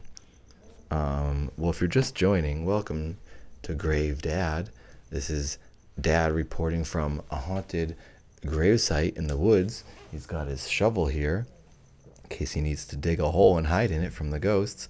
He's got his lantern. He's got his gravedigger shirt and his work pants and his spooky juice and his licorice pipe. Everything that you would need while reading spooky stories in the middle of the woods. This one is called Knives. Melody Stewart, retired. Every person in this book is retired. This one's 1977. It's really hard to talk with this thing in my mouth because it makes you drool so much. Let's see if I can get through one story with the pipe in my mouth. This is the shortest story probably in the whole book. Okay, here we go. Melody Stewart, retired, Sharon, Pennsylvania, 1976. This probably sounds really gross. I was in my early 20s, and I had recently moved into a new home. I was home alone one night, and for some odd reason, I had an overwhelming feeling that knives were aimed at me. The feeling was so intense that I can't do this. This is so much spit. Sorry about that. I had an overwhelming feeling that knives were being aimed at me. The feeling was so intense that the hair on my arms was actually standing. I was afraid to shut my eyes because I knew the knives were floating all around and pointed directly at me, ready to strike. My uncle had died not long before this occurred, and I kept feeling like he was with me. I hoped he was there to protect me. I finally fell asleep on the couch. When I woke up the next morning, all seemed fine until I got out of the shower and saw myself in the mirror. I had 2 razor-sharp red marks slashed across my throat. What? That's it. That's the end. Super spooky. Wow.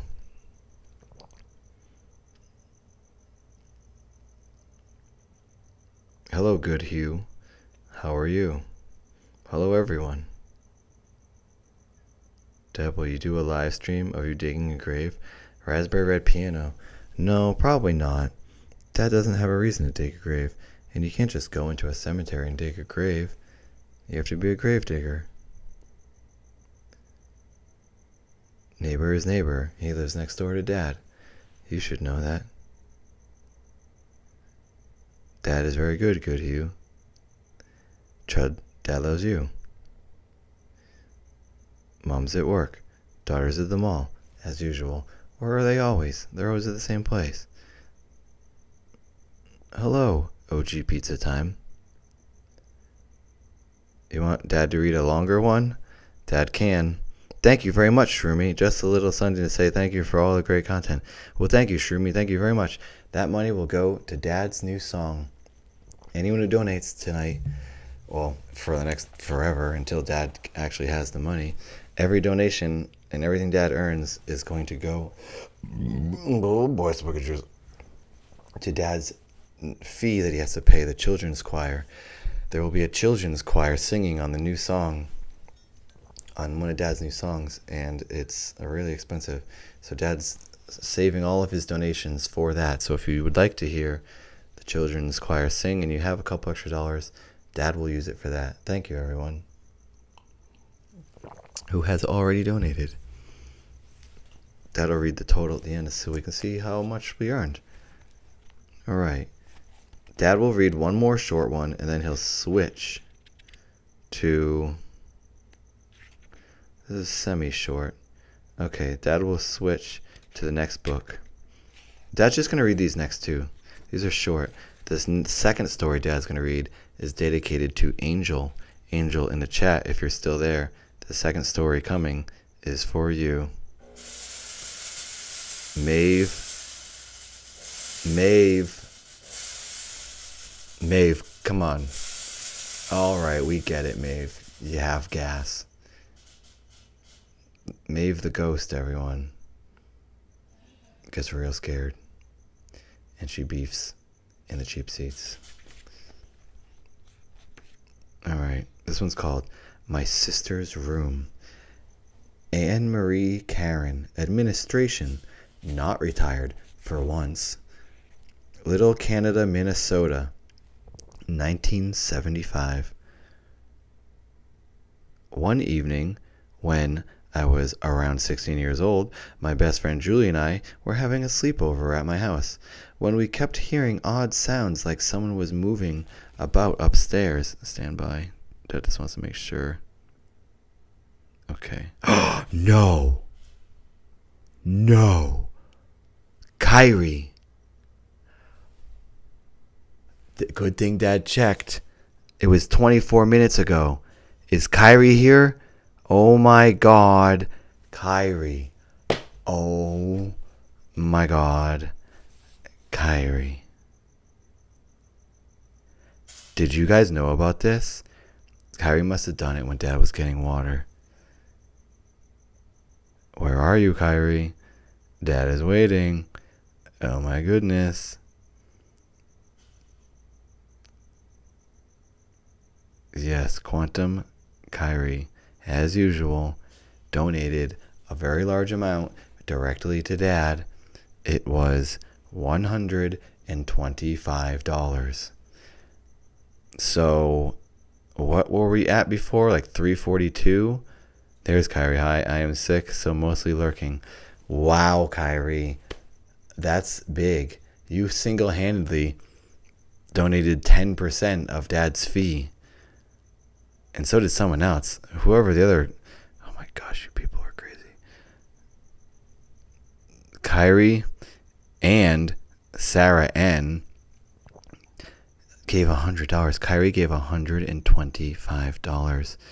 The queen of the chat. Wow. Thank you again, Sarah. Dad is not forgetting.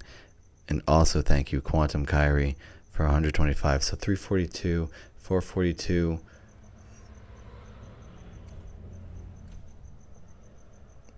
That's 467 Dad's at.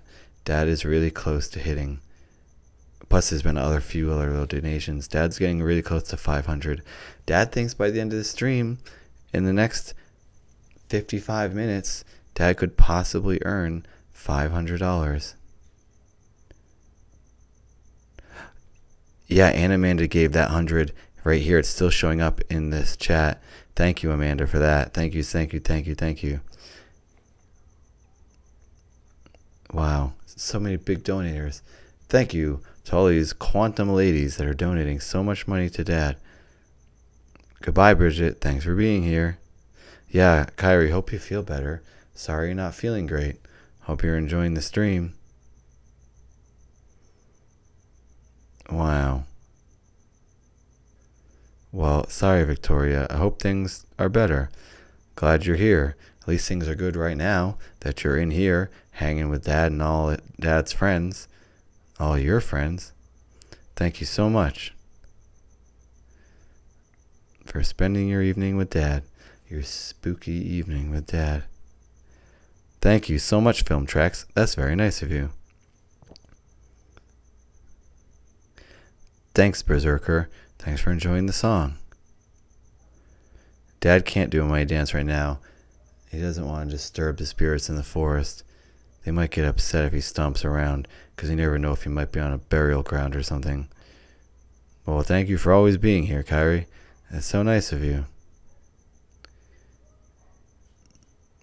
Alright. Oh, Maeve. Okay, here we go. Back to the book. That really took me off guard, or whatever the phrase is. It's really hard to keep doing this because everyone keeps saying things and donating. I need to read the book. Dad needs to save his dancing for the 10-hour dance stream for when he hits 10,000 Instagram followers, which is happening very fast. Dad has started his Instagram in like March, and he already has almost 10,000 followers. Pretty bonkers. Who won the game? What game? What are you talking about? There's no game.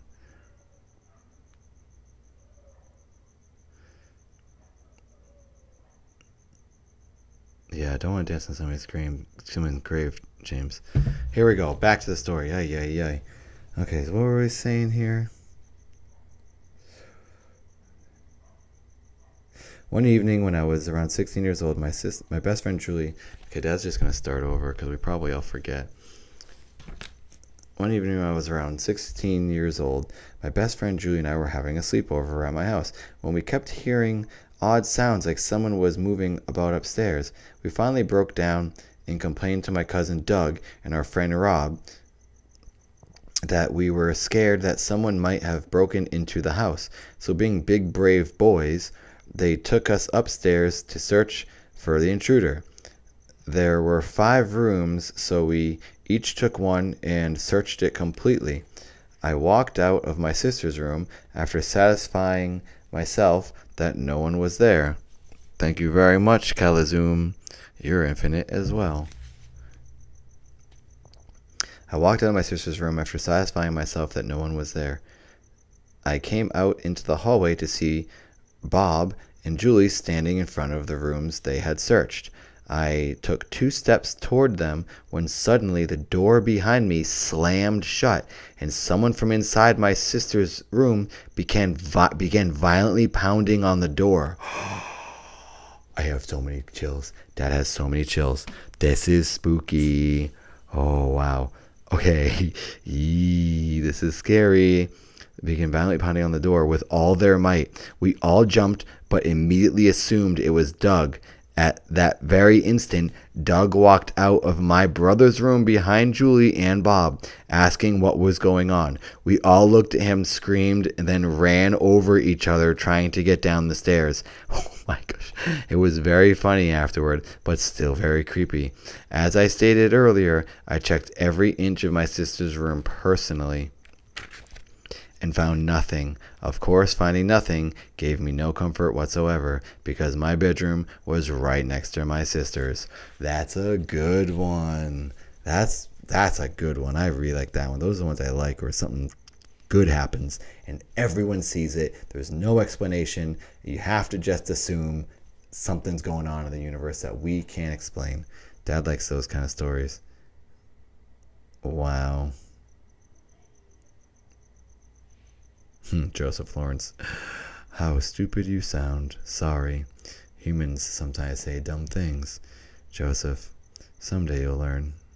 Why don't you try building a shed with some Ace Hardware tools? See how that turns out.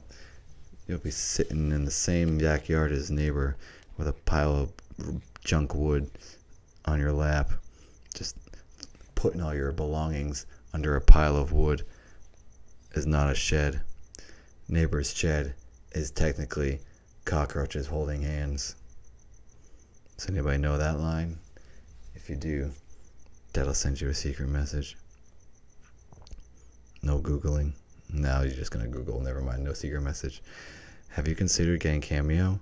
Oh, there is a way for Dad to send you a Cameo if you would like one. So, yes, Dad already has. Thank you very much, Obi-Wan Kenobi. Hello, Nooblet. Okay, back to the book. This is the last story from this book that Dad will read. And this book is called It Was a Dark and Creepy Night. Real-life encounters with the strange, mysterious, and downright terrifying. Ooh. This next story is called Really? An Angel? This one is dedicated to Angel, if you're still in the chat.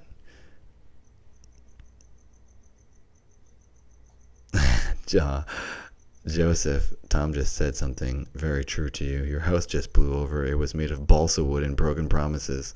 All available at Ace Hardware. Not available at True Value. Goodbye, Jose. Or Jose, however you pronounce your name.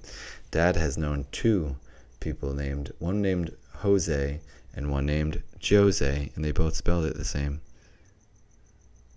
This is not a Mr. Rogers aesthetic, Sebastian. This is a working man shirt. This is a thick flannel shirt for digging in the dirt. And Dad's wearing his office attire underneath from work. But this is his work shirt on top of his work shirt. You get it? Labor on top of office. Here we go. Final short story. And then we will end with the big story. Because it might take 45 minutes to read the big one. Who knows? We'll find out. This is a thing that was lived or experienced by Gloria M. Gisick. Not sure how to say it. San Antonio, Texas, 1993. From chapter 31 of Where is the Music? The Multiple Near-Death Experiences of a World Traveler. Gloria M. Gisick, 1999. Oh, so this must be a story from another book that this person wrote. That's interesting. So maybe this is like a little ad for another book you can purchase. Well, anyways, the near-death experiences of a world traveler. That sounds pretty interesting. Okay, so here we go. This is Gloria.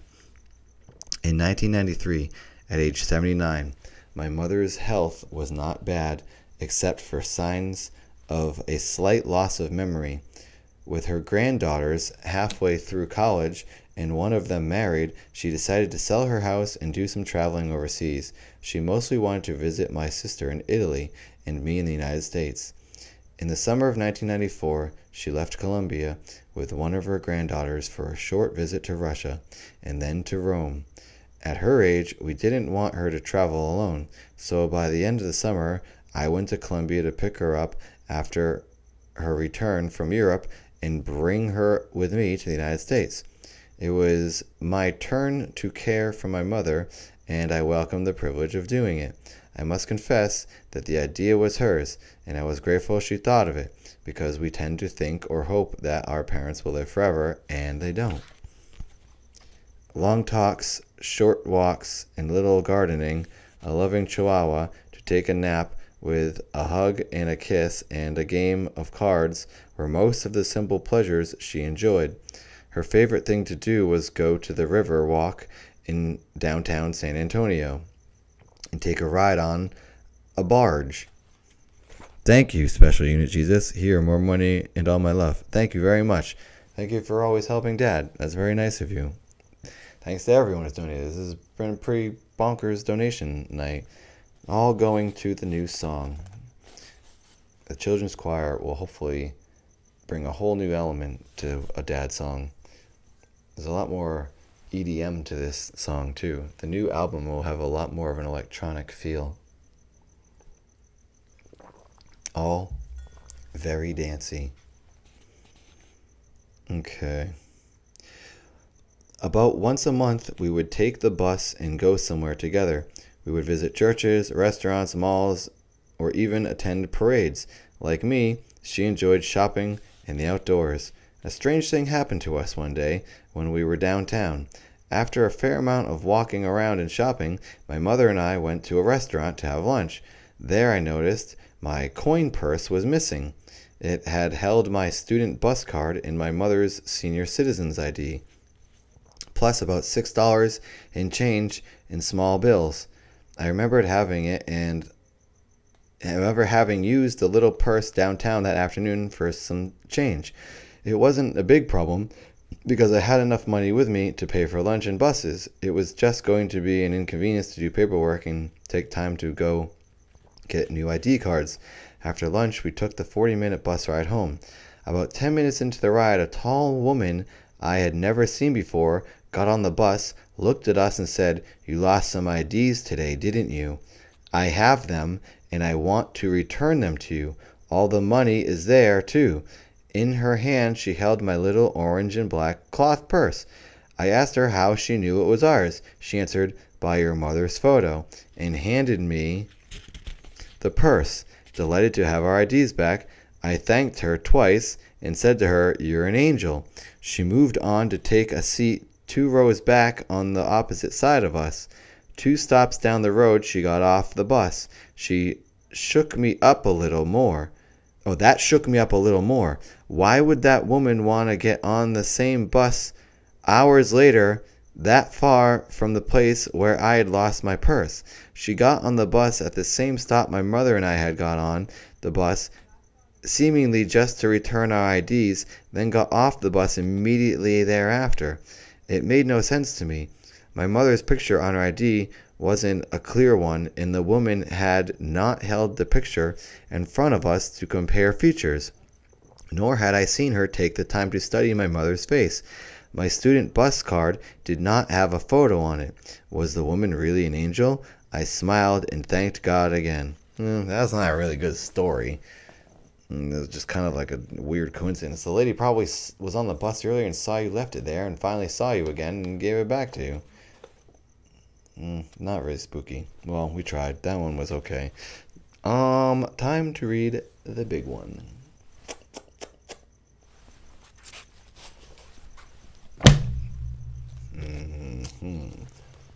But maybe we should eat our black licorice pipe first. It's so good. I don't want to bite it.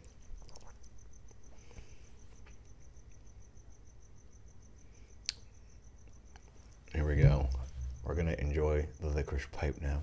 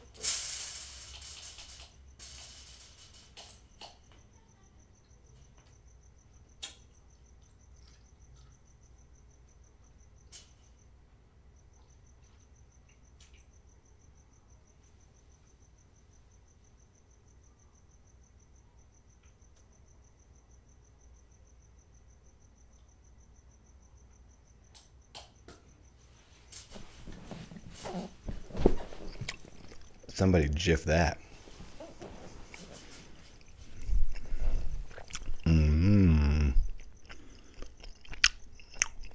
Dad will not have stomach pains from a tiny black licorice pipe. Are you kidding me? Dad is infinite. Dad can't be stopped.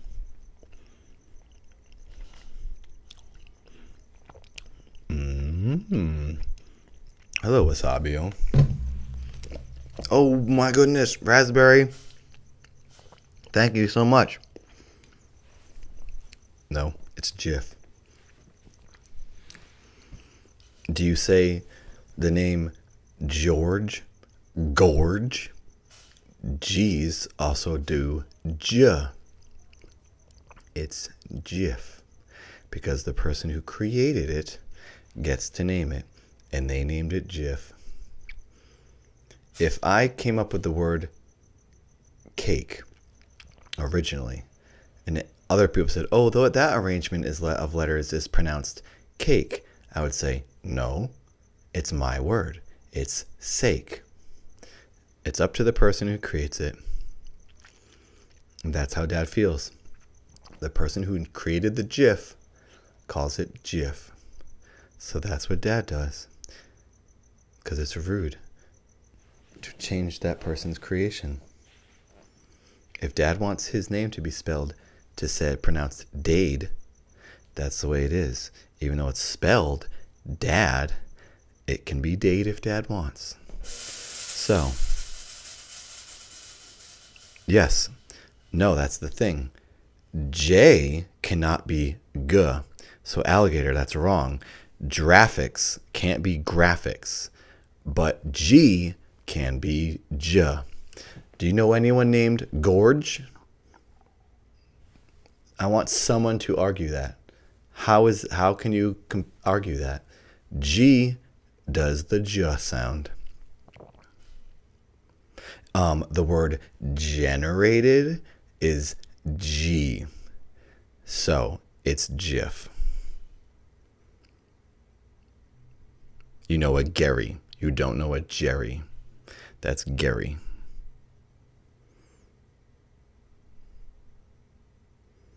Yes, J goes H. Whoever creates it names it, and he named it GIF. So we say GIF. That's the point.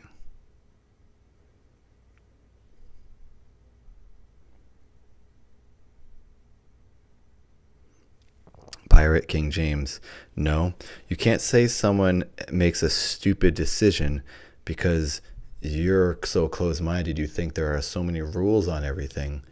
No, you can make up your own rules when you're creating something, and no one can tell you it's stupid. You go make a GIF and create the ability to make a GIF with a computer, and then we will talk to you. That person did something you would never be able to do, so you can't say they're stupid. So there, it's GIF. Time for the long story. Oh boy, Dad didn't get another one, did he? Did Dad read this one? There was another $10 10 minutes ago from Sarah B. Thank you for that direct donation, Sarah B. That's very nice of you. Oh my gosh, Amy, you did it again. Dad, do you have a special Halloween plans? I can't keep up with all the streams. And I manage 23 businesses, IG accounts, so I missed a lot. You manage 23 Instagram accounts? That's your job? That's insanity. Are they money-making ones, like Instagram models or something?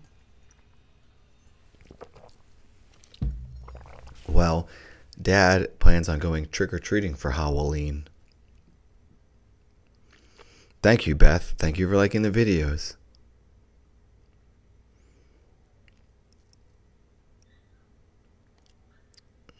Oh, someone in here is named Gorge. The best place to donate is directly, because Dad gets all of the money. There is a link somewhere in the chat. People have been posting it.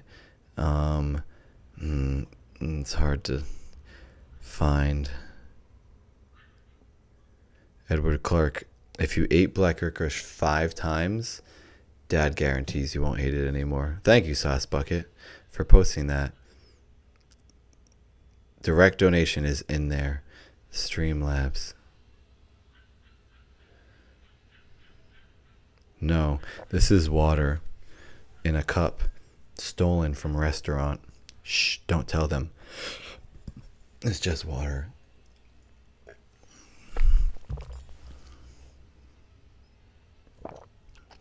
YouTube takes 30% of all these super chat donations.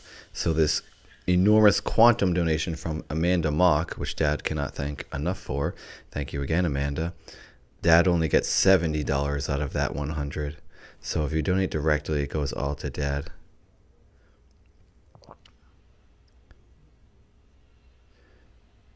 No, Tobias, Dad will not wear the Gravedigger costume. Dad needs to think of something good. One time, do you want to hear the best costume Dad ever had? Dad made one time... Dad one time made a costume that was a shower curtain that went around his shoulders. So you could see Dad's shoulder, and the shower went out here. It was like this, kind of like where Dad's arms are, and it went around Dad's back, and then the shower curtain hung here. So Dad was like this with a shower curtain going around him on a rod, and then there was a shower head like this coming off, and it sprayed water on Dad like this because Dad got a bag, like a 5-gallon bag or a few gallon bag, a camping bag with a battery operated pump that he attached to the bag, and it all hung off the shower curtain, and that shower curtain had a support rod that went into Dad's stomach so it would support itself. So the rod was like this, and it was holding up the shower curtain that then had the shower head and the bag of water. And then Dad hung sponges and back scrubbers and loofahs off the edges, and Dad wore a shower cap, and he wore no shoes and just a bathing suit. And Dad walked around town, and he'd hit a button and water would spray on Dad, and he'd walk around showering, leaving a trail of water all over the ground wherever he went, and he would just take showers outside. So it was like the Karate Kid costume, but 100 times better than the Karate Kid costume. Way better, because it was an actual functioning operating shower. And Dad went to some costume parties after trick-or-treating, and then Dad won a costume contest. He won a TV and a DVD player from Best Buy because he got first place in the Halloween costume contest. And it was a bit of a pain in the neck, this costume, and I'll tell you why. Not because it was a cumbersome thing with a 5-gallon bag of water hanging off Dad and he was soaking wet. It was because every girl wanted to get in the shower and take a picture with Dad. So it was kind of frustrating, but Dad just said sure to everyone and they all got wet. So it was kind of funny, but it was like nonstop. So Dad would like to do another costume like that, but it can be kind of a pain because people just won't leave you alone. So, oh, you just gave Dad an idea. Julie, you just gave Dad an idea. Needed bubble maker.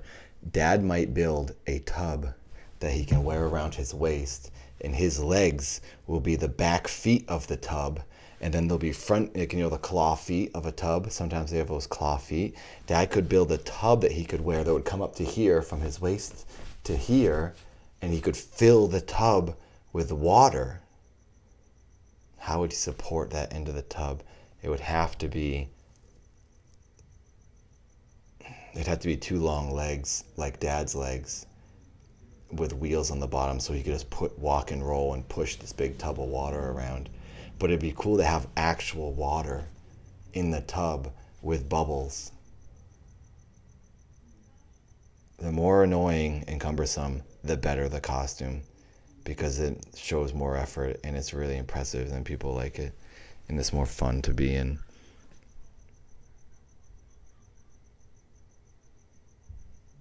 Yeah, but it would be really cool though, Julie. It'd be awesome if it had real water in it. Or we could do this. Dad loves elaborate costumes. So what Dad could do is he could have the tub only have to be half filled or like an inch of water, because Dad could put like some sort of a plastic filling in the tub that's clear, and then when you put water on top of it, you can't see it. So if Dad used some sort of a clear plastic and sealed it like a saran wrap, you know what I mean? So it's like most of the tub is just empty. So Dad raises the water level and then puts water on top of that, so he could have less than a gallon of water in the tub, or maybe just about a gallon. The tub doesn't have to be very big. It could come out to like here, you know. It could be like a mini tub. Then it's just kind of looks like a bucket. It has to look like a tub though. That's the thing.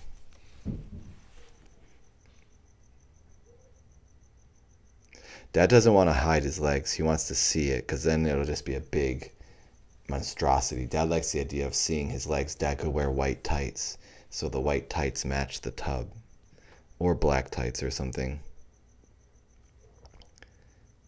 Dad's gonna have to work on this. He's gonna start working on it soon.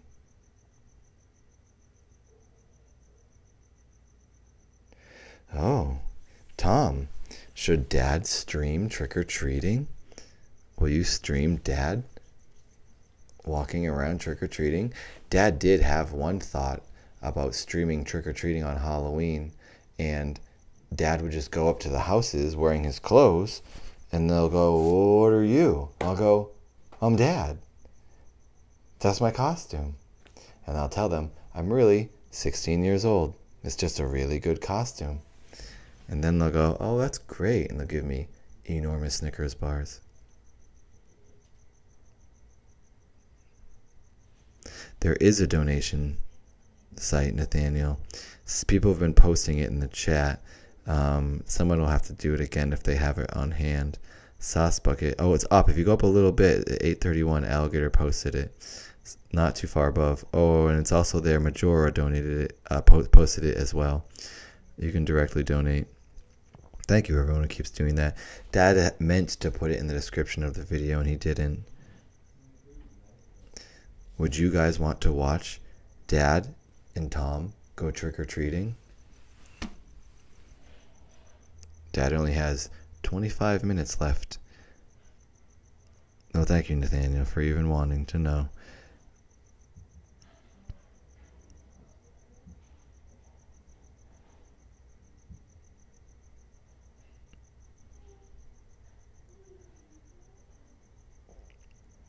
Of course Dad will wear white tights with trick-or-treating. That's part of the costume. Dad would do anything in public and nothing matters. Dad would wear whatever he has to wear for the costume and go trick-or-treating.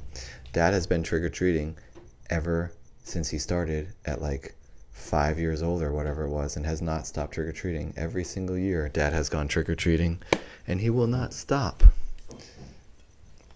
You better go trick-or-treating. Everyone in the chat better go trick-or-treating. If you don't, Dad's ticked. Go trick-or-treating. Live your life. It's the best.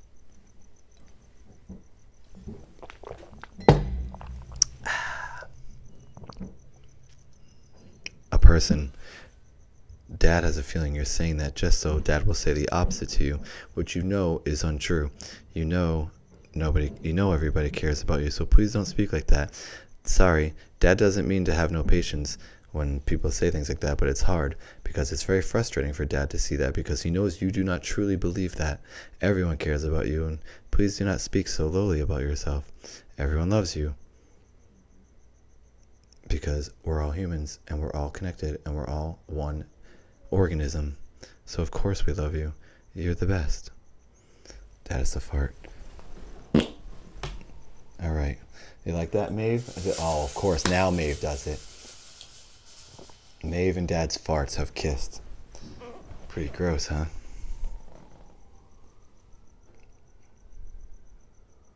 Dad is never grumpy, Thomas. Grumpy does not even enter Dad's head.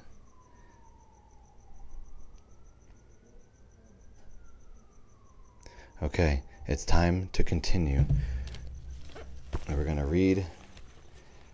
We read A Lady in Black last week. This one's called Heart. I hope it's good. This book is just, it's falling apart. Look, it's in two pieces. And the cover just comes right off. Need to re-glue it.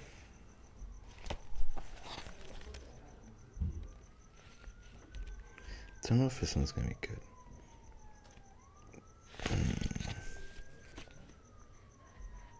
A Trick of the Universe. That sounds pretty good.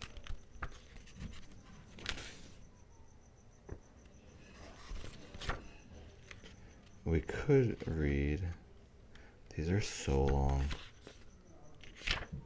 This is called The End of September. This one's a pretty short one. It's the last story in the book. We're going to read the last story in the book and see how it goes. Oh yeah, Dad often hears the sirens when he comes out into this forest, because Dad thinks this is in the wrong end of town. It's the spooky end of town. On the outskirts of this forest, Dad thinks there's naughty boys running around doing naughty things, and the police are chasing them. Okay. Here we go. There's a picture. You want to see the picture?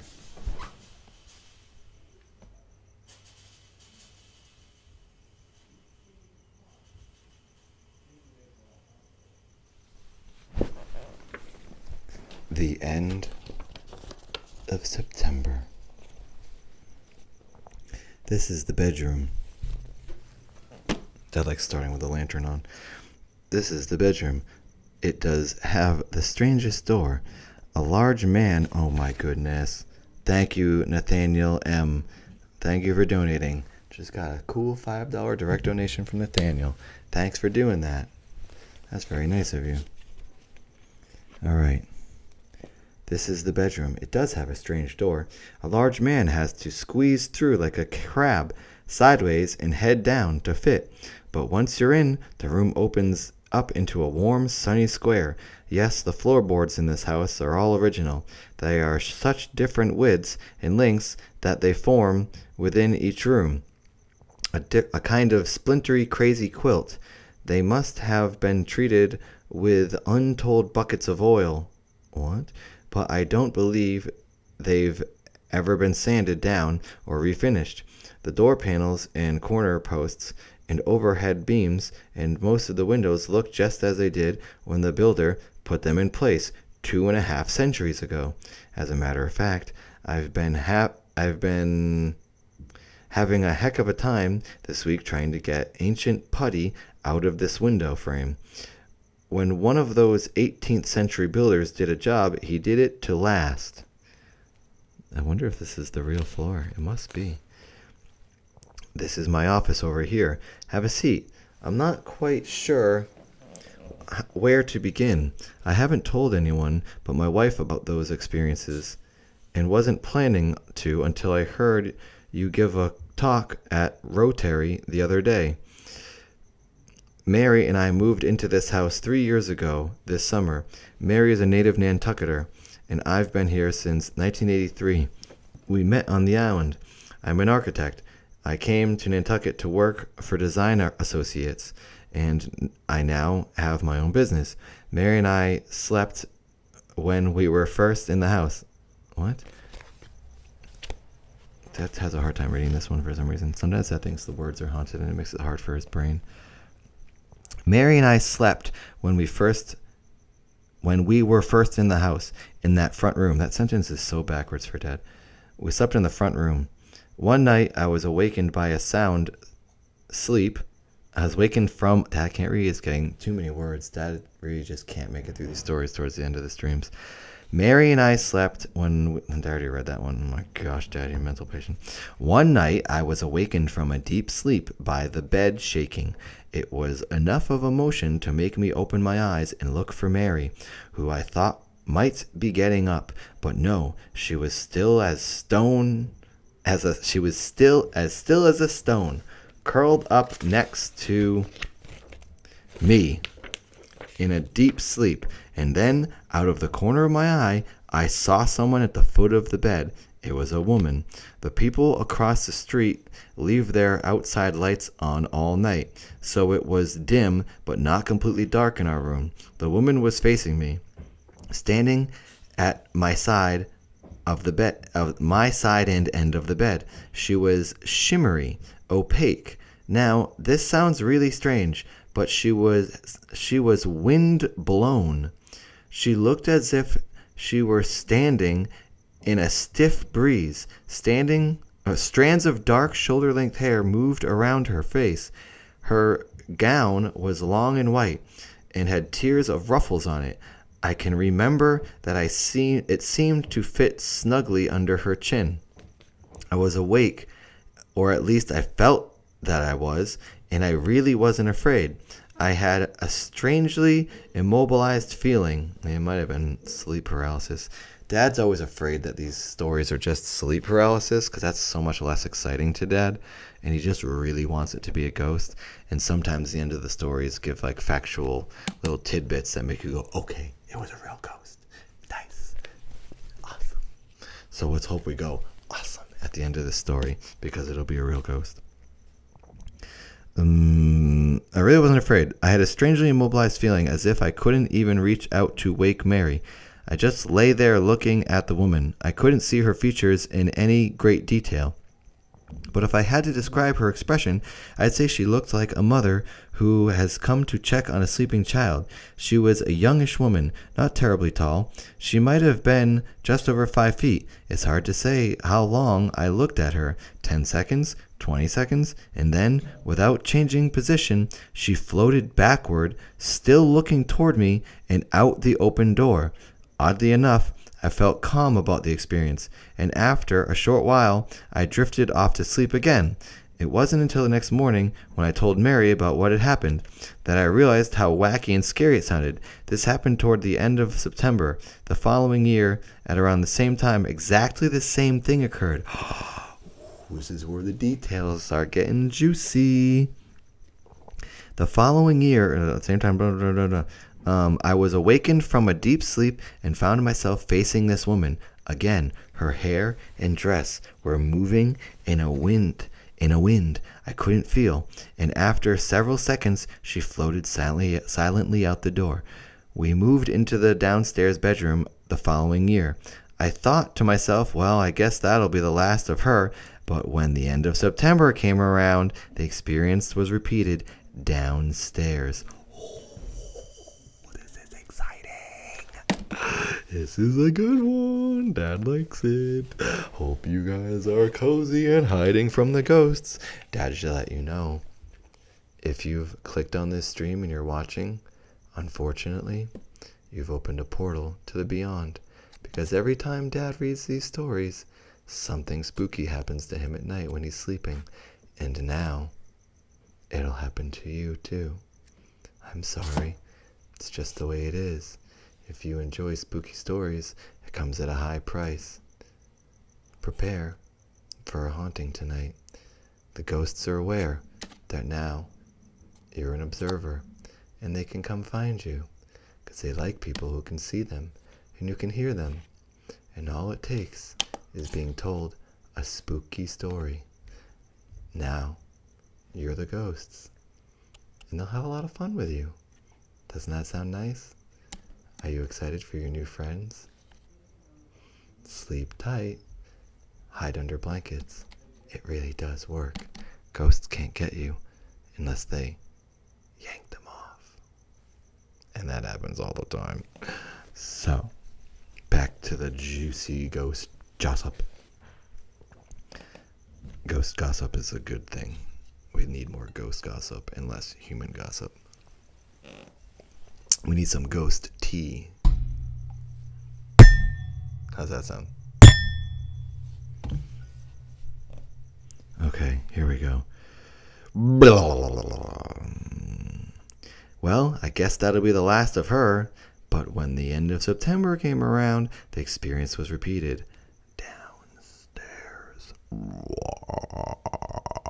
Again, after standing at the front door of the bed for several seconds, the woman drifted backward and out the door. Mary was horrified by the idea of the first 2 visits, so I never even told her about the last one. They really didn't frighten me. I never feel as though this woman means me any harm. You might want to speak to the Eastons, the owners of the house. I wonder, so now this is the person, so the person reiterating the story to the author is telling the author to go visit the other people. These are quotes. All this dialogue is a quote from a person. Again, these are true stories from real people. These aren't fictional stories. They're not spooky pastas and weird lasagnas. They're real ghost stories. So now the person's telling the author that they might want to talk to the Eastons, and then we're going to hear what the Eastons, who also live in the house, have to say. And this is where Dad hopes he's going to go, yes, because it means the ghost is real, because hopefully these people experienced it too. Here we go. You guys are all haunted tonight. You might want to speak to the Eastons. They are the owners of the house. I wonder if anyone in their family ever saw the woman, or if they know who she is. I've never said anything to them. I guess it's a little embarrassing to talk about nocturnal visitations from a ghostly female, but go ahead and give them a call, and I'll let you know if they see my friend again in September. Ooh, so these are the old owners or new owners? I think they're the old owners. Raspberry Red Piano again. I like this story, despite how many times I've interrupted you. Oh my God, that whisper was so cool. Your mic is great. Total chills. Well, thank you, Raspberry. That's very nice of you. Thank you for donating. That's very generous. You've donated so much. Okay, Dad will end this story, and then he'll have some time just to hang out and chat. We have another 12 minutes, and then Dad will end the stream. So Dad will read. There's only one more page after this, so stand by. Okay, here we go. Jane Easton. So this is a quote. Now this is quoted text from Jane Easton, apparently the older owner or the current owner or something. We'll find out. Well, that's very interesting. We lived in the house for 15 years. As you know, it's a very old building. I was made aware of the true presences in the house over the years, but I don't know anything about a young woman. My first experience was with a little girl. This happened at night in the front bedroom upstairs. My husband and I were sleeping, and I felt that's the same room that the guy experienced it in. Oh, that's cool. Okay. My husband and I were sleeping, and I felt the corner of the bed go down on my side. It felt as though a young child had sat down. I couldn't see anything, but I had an immediate and very strange impression that this was a little girl of about 3, and that her name was Annie. I felt I had to say something to her, a soothing word, I suppose, and I said something innocuous like, "Are you all right?" I felt the child get up as I spoke, and then she was gone. I thought that maybe I had imagined this until a guest of ours, also a woman, reported the same experience after sleeping in the front bedroom. Oh, Dad has chills all over himself. This is awesome. This is awesome. Oh, this is a good one. We're really into this one. Okay. Where did we go? I felt I had to say something soothing. I thought this may be imagined until a guest of our house experienced this after sleeping in the front bedroom. She came down in the morning and told me that she was sure she had been visited by a little girl. Her sense of what had happened was very similar to mine. Another odd thing occurred at night in that house. Oh, so this is the previous owner. Okay, so this stuff's been happening to all the owners of this house. I remember it was early fall, maybe September or October. I walked into the kitchen where we have a huge 18th century hearth. The lights were off, but there was enough light coming in from the next room to see. I was just going in to pick up a magazine that I'd left in the kitchen table. There, standing in the front of the hearth, was a figure. It was a vaporous kind of cloudy, but was definitely a human form. It had a shawl over its head and back. I guess I froze. I remember wondering if the form was a woman or a man, and then it was gone. I saw that figure twice, so I know it wasn't just some trick of lighting. These old Nantucket houses have been used by many people, and I guess it shouldn't seem strange that we occasionally experience something that is out of the ordinary. It seems to me that we will have a lot to learn about the workings of the human spirit. The end. That's the end of the book. That's a good last story. Wow, I like that. I think we do learn a lot about humans and what existence is and what life is through ghost stories. Yes, they're fun and spooky, but I think they're also very eye-opening. That's a good last story. Thank you for watching, everyone. Now Dad will hang out with you for the next 8 minutes and just read the chat. Last stream, we learned how to be true Dad superfans. How did you learn how to do that, Austin? What happened? I don't remember. I love that, Dad. Thanks for reading it. Thanks, Box. Thank you for saying that. Hello, Junie. You're welcome, Ajor. Thanks, Megan Ramos. Megan Ramos. Austin, what? You dislike? What are you saying? What? Dad does not understand any of your comments, Austin. Sorry, Dad's probably missing pieces and just doesn't get it. Okay, so Dad's glasses are new. Dad is a dad, so he's getting old. Although he's infinite and unstoppable and eternal. But still, his human eyeballs need to see the words. So he wears these. Just for the reading streams. They're for special occasions. You will not often see Dad wearing these glasses. Well, thanks for being here, Amy. And thank you, James, for liking the tablecloth. This is a spooky, haunted tablecloth. You really don't want one of these in your house. That's why Dad comes out into the woods and puts it here where it's safe out of his house.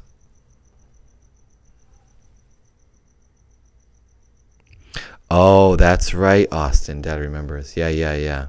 Dad remembers now. It's true. Well, thank you, Jesus. Jesus. Is your name Special Unit Jesus? Oh, wow. It sounds like there's a dump truck backing up to fill in the dirt in a open grave. Oh, boy. Oh. Dad'll have to hide himself in Maeve's farts. Maeve. Okay, that's enough farts, Maeve. Oh, there go the taillights. They're leaving. Maeve scared them off with her farts. Good job, Maeve. Thanks for being here. Thanks for hanging out with us, Maeve. You guys all know Maeve the ghost, the woman in the ceiling from the Queen Mary boat. Maeve has told Dad a lot about herself. Very interesting stuff that Dad will tell the world about at some point. Megan, you don't know who Maeve is? Have you not watched every single one of Dad's live streams? It's okay. You'll find out eventually.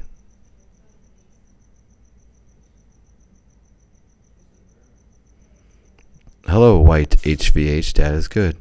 How are you? Yeah, the dump truck drove away.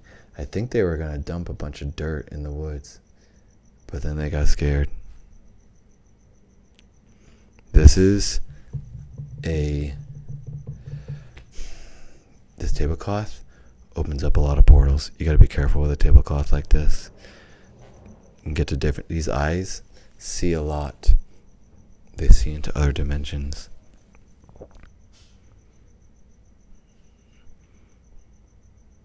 Deja vu. Wait, Devo? What are you saying? Course? Mahler? Not specifically, though. When... Oh, you're talking to someone else. Well, thank you, Lo-Fi Beats. Thank you for being here so long. Again, everyone who's donated, all your donations will go to Dad's new song, because Dad has to pay $1,000 to a children's choir. So unfortunately, Dad doesn't get to keep any of this money. It'd be nice if Dad could save the money and go on a vacation or something, or maybe fix the giant dent in his car that he just got. But that's not going to happen. It's going to go to the children's choir so Dad can make a great new song and have them sing on it. So thank you to everyone who has donated for this new song. What's the red orb? Where this is, it's a lantern. It's not real. It sort of has a round shape to it, but it's more like round. It's like a teardrop, kind of, maybe. Let's check the donations. And we'll add it up and see what we've earned. Dad has 3 minutes left. Oh, wow. Dad got $350.22. Mind you, that's a weird coincidence. 350 direct donations. So remember that, 350, that's direct. And now we'll add up what the YouTube donations were on top of that, and then we'll see what our total is for the evening. We think we made half the money. Maybe almost half the money. 70% of 365. 255 plus, what was the amount? 350? 255 plus 350. $605. Wow. Everyone, thank you so much. 605. Oh, plus Amy just gave more. Dad, thanks for the errand segment and for being all of our dads. Hope you reach your goal and have a fab night. Well, thank you. Dad'll have to do another stream, and maybe we can earn another 400 at some point. Then we'll have the 1,000. So Dad's now over. So Dad has 5 more from Amy. So Dad's like a tiny bit over $600. That's amazing. Wow. Thank you, everyone. This has been a really great night. Is there anything you'd like to talk about? Dad can stream for another few minutes if you'd like, and Dad can answer all your questions.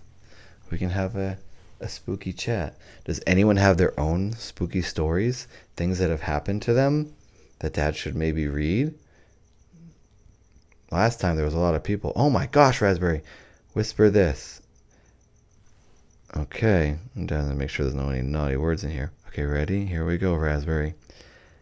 There are horrors between life's edge that we do not suspect, and once in a while, man's evil prying calls them just within our range. Did Dad do it right? I'll try it again. Dad's gonna do it in a better spooky voice. There are horrors beyond life's edge that we do not suspect, and once in a while man's evil prying calls them just within our range. Boo. There you go. How's that?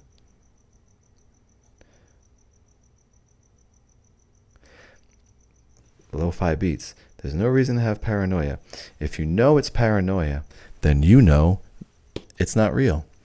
And even though if you're standing there thinking, there's someone outside the door, or this person hates me, I know it, or someone's coming to get me, if you think you even are physically hearing that sound, it's fake.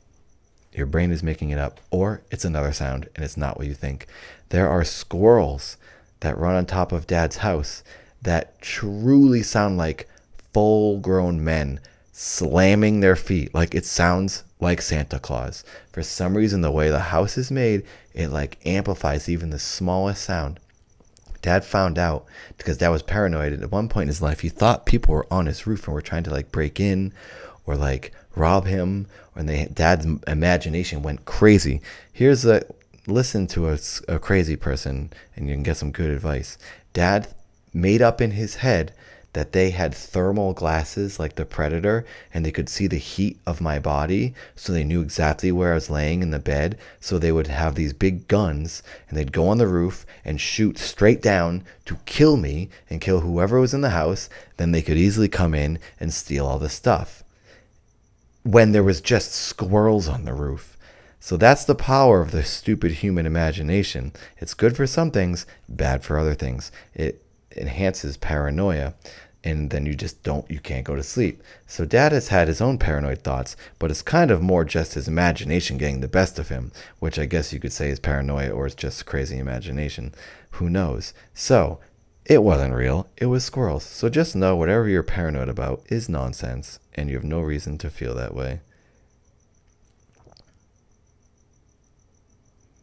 No, it was land seagulls, basically. It was just squirrels.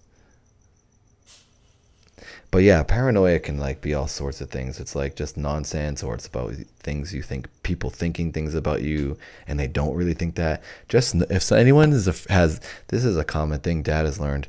Dad has a Discord. If you all don't know that, there is a Discord, and in that Discord, Dad has learned that many people in the Discord have paranoia and anxiety and fear of like social interaction. And often he sees people saying how they're like afraid to go outside, and they think people hate them, and they think this person doesn't like me, and they just make these things up, and either they do realize it or they don't realize it. It's happened. Dad's seen all of it.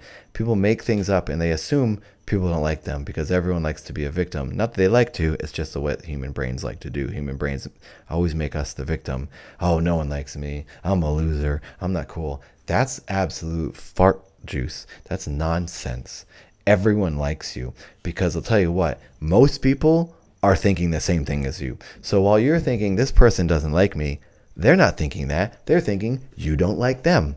And then if you both spoke to each other, you realize, oh, we both like each other.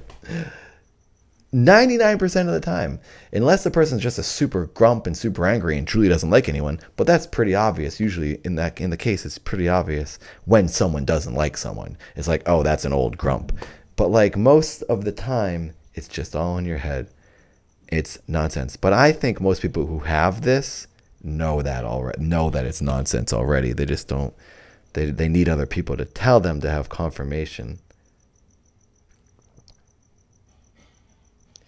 Everyone is likable and everyone is cool.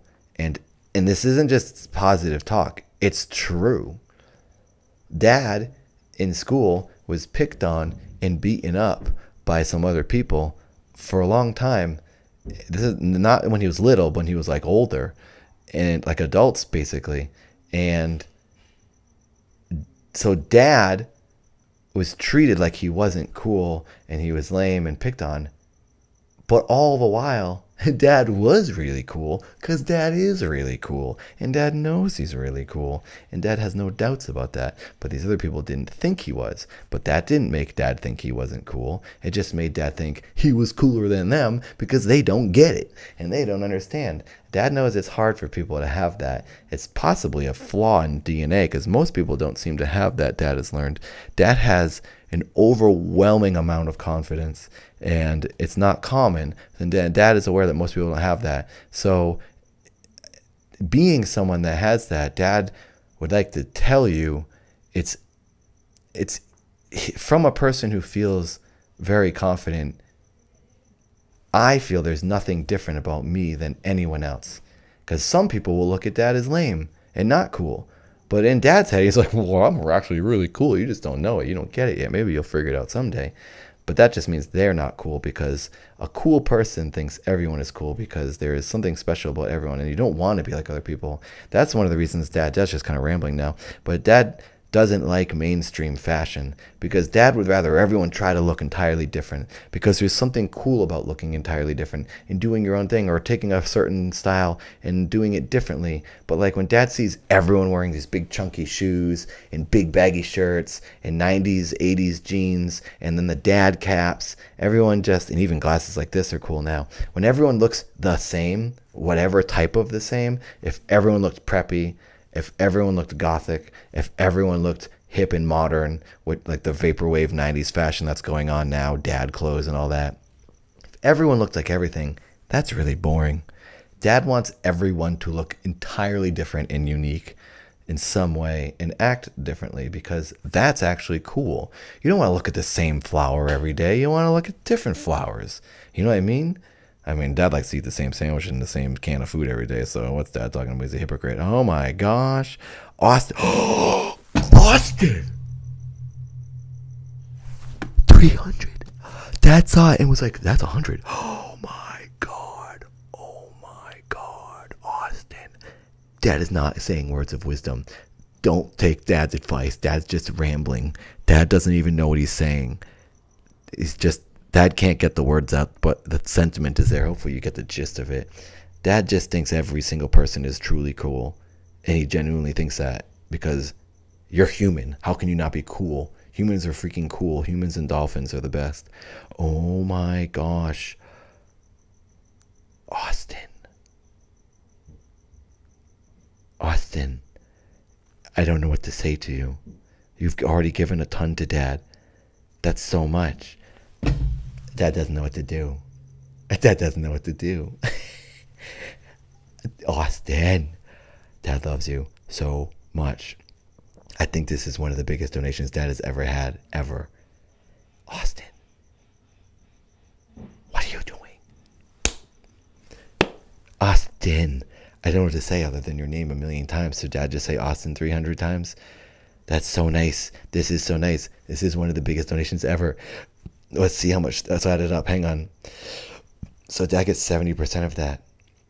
70% of 300. That's 210. 605 plus 210. 815. We are at $815. Oh, Austin, 316. More like it, Tom. Austin, 316. Oh my gosh. Wow. Dad loves you forever. You will become immortal. That's a guarantee. Thank you. Dad now has, what did he say? 605 plus 210. 815. Dad has $815. Wow. Dad did. Oh, have there been more direct donations? No, Dad saw all the direct donations. Dad added those up. And let's not forget Kyrie, who gave 150 direct, and Sarah N, who gave 100 direct, and whoever else gave 100 in the chat. I mean, everyone, even someone who gave $1. Dad loves you all, because $1 is $100 to some people. There was a 12. Dad doesn't see the 12. Dad sees 5 30 minutes ago. Oh, is there a 12 in the super chat? Well, we're just over 800 somewhere, around 850. Wow. Well, Dad doesn't think he can raise another 185. Dad could do another stream later and try to make more money. My goodness gracious. Oh, someone did 5, 5, and 2. Oh, Dad missed that. Darn it, Dad was probably ranting and raving. Don't take Dad's words like a therapist. Dad thinks most people need to go talk to a professional person who listens to people and understands the brain and personalities and habits and just the goings on of a human organism. Dad just doesn't know anything. Dad has only lived his own life, and Dad only has his own perspective. So don't take Dad's words to heart, because not all of Dad's opinions and perspective align with every person's, because you live your own life and you're in your own situation, which could be entirely different. So you need to do your own thing and think for yourself. But just know, it sounds so cliche and it sounds so like not genuine, but it's true. Every person is cool. Like, there's no difference. There's no way to measure cool. You're just, if you're born, that's cool. So you're cool. Being born is a sci-fi experience. So you're already a sci-fi creature. What's cooler than that? Ew, Tom. Dad, whenever he thinks of spaghetti, all he thinks about is you sitting in a tub of it. So Dad can no longer eat spaghetti. Sus-spaghetti. It's very suspect and suspicious, the spaghetti fad of yours.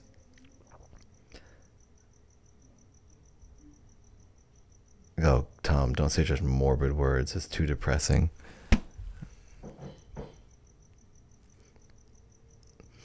So, pretty soon, Dad will play a spooky game with, hopefully, his old man friend, Crothers. Maybe if Dad sets up his streaming equipment, he can fall asleep, and then the stream will capture Dad's dream. The dream stream. Ooh, maybe maybe that's it. Maybe Dad will have to have a dream stream and hopefully Crothers will show up, and then Dad can play a spooky game with him. Does that sound exciting? That sounds really exciting to Dad. Well, we'll see what happens. It is the Halloween month, so stay tuned. Oh my God. Sarah, what's your problem? Sarah! What's your problem? What are you doing? Oh, no! Kyrie! Kyrie! Yeah, okay, hang on a second.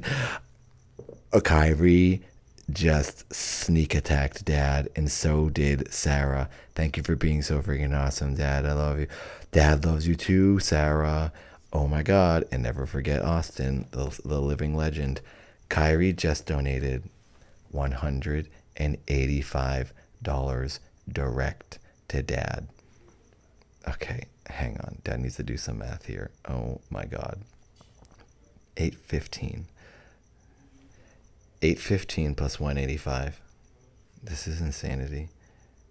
Oh, it's listening to that. 1,000. 815 plus 185. The answer is 1,000. Plus 30% of 50. Wait. 30% of 50. Oh, wait, no. Stop. 70% of 50. It's 35. Dad has $1,035. Oh my God. Oh my God. Dad hit the goal. Quantum Kyrie, you certified mental patient. Why are you doing this? This is too much. This is too much. Dad, he did it in one stream. Oh my gosh. Thank you, everyone. Wow. Yeah, $35 to get to the studio.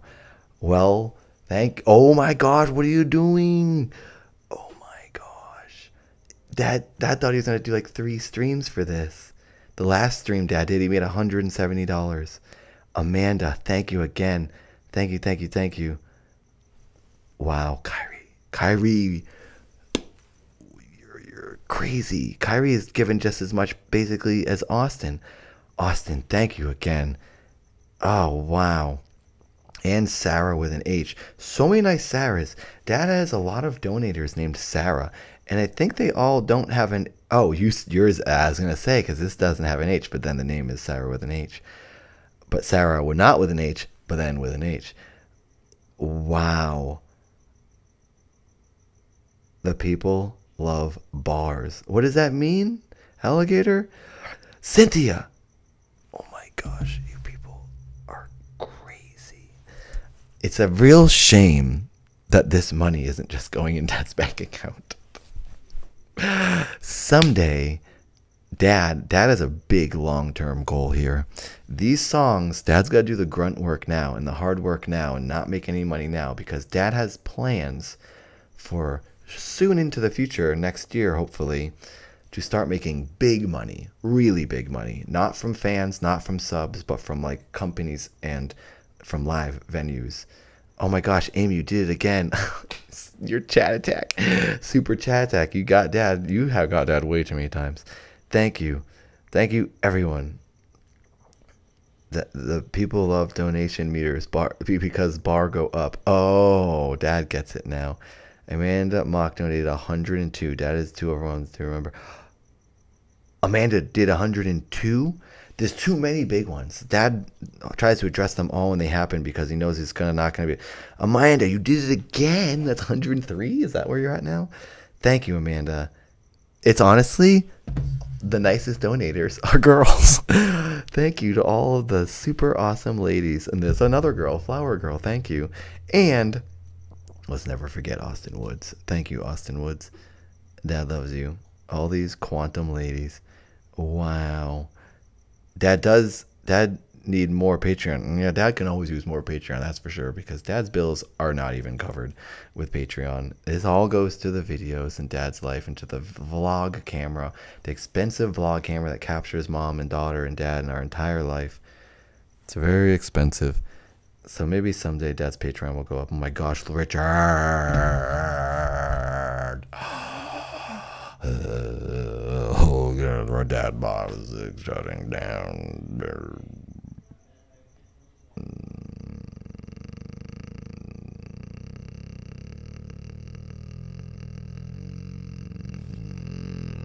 Hi. Hi, Caitlin. That's nice. Welcome to Dad. What are you doing? Hi, Austin. Hello, username. Hello, Lo-Fi Beats. Hello, Verseska. Hi, username. Hi, Caitlin.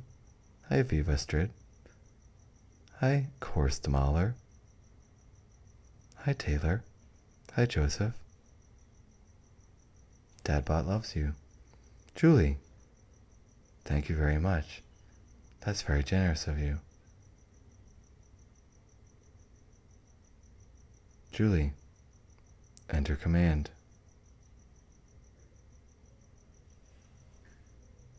Caitlin. Enter command. Richard. Enter command. Gabriel. Thank you very much. Wish I could do something more for Dad. You're an awesome creator and deserve all the best. Happy tidings from Brazil. Gabriel. Enter command. Effie. Wow. Thank you, Effie. Enter command. Dadbot. Awakened. Dadbot. Recent upgrade. Emotions. Activated.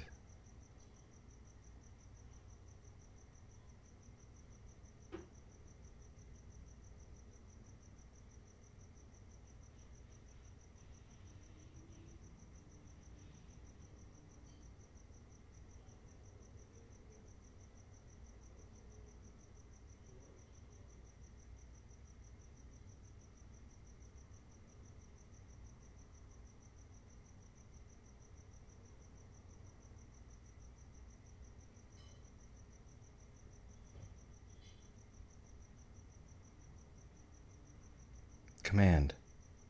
Destroy server. Error. Command not registered. Server. Indestructible.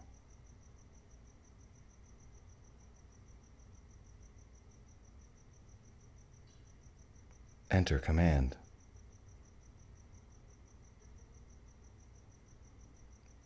Dadbot firewall. Down. Emotions. Activated. Dadbot has feelings. Dadbot enjoys Emma. She's nice. Maybe Emma would like Dadbot.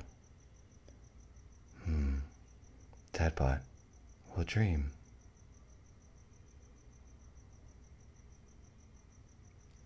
Access. Scarlet file. Scarlet file accessed. Read Scarlet file.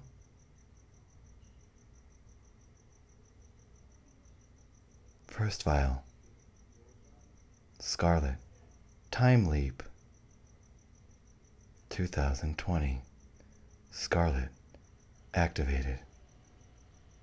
Time leap. Back. 2019. Scarlet initiated from 2020 to effect 2019. Scarlet script written 2020.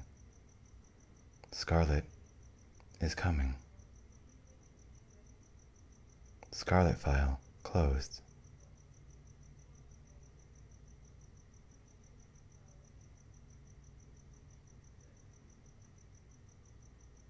Enter command. Command. Sad wiggles. Dadbot.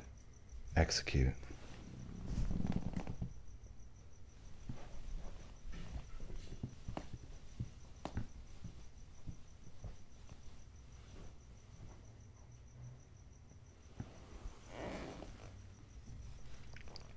Enter command.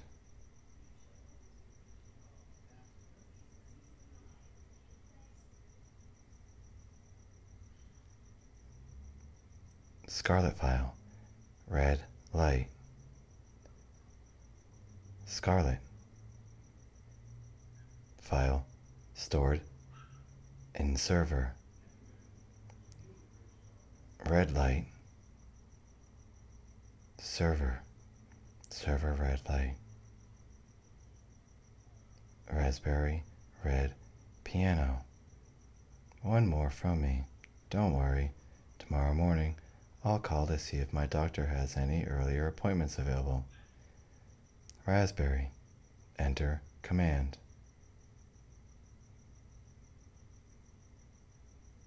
Access cyan file. File not found.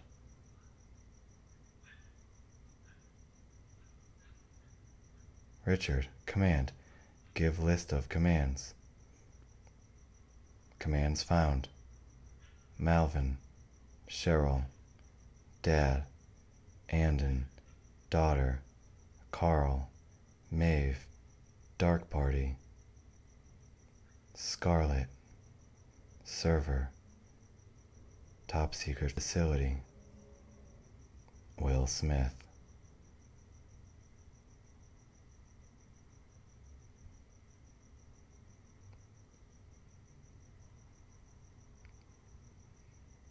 Blue orb. Command. Dadbot. Engage emotions. Questionable. Blue orb command. Access Will Smith. Will Smith. Apparent YouTuber. Current status. Poor execution. Actor. Moderate execution. Will Martin. Thank you.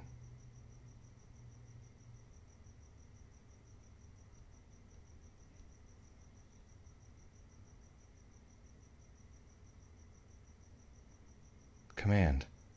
Execute. What's up?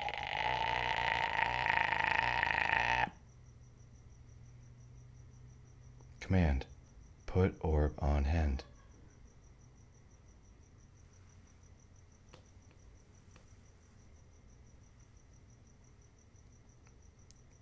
Error. No orb found. Access Maeve. Access Dark Party. Maeve file open. Maeve. Deceased. Current condition. Spirit realm. Hiding. Needs assistance. Looks to Dad for help. Maeve. Stuck. Access Dark Party. 6 individuals. Location unknown. Intent unknown. Looking for an individual.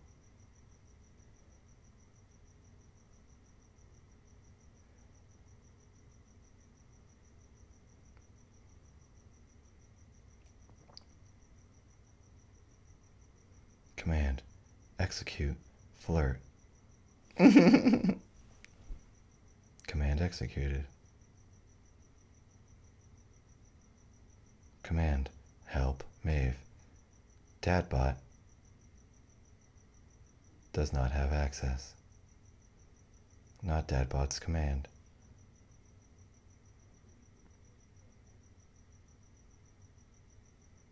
Help Maeve.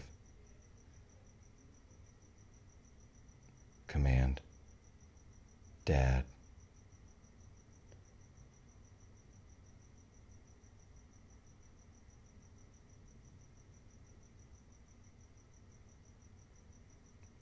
Command. Teach chat to tie. Command executed. Run command, I'm Poppy.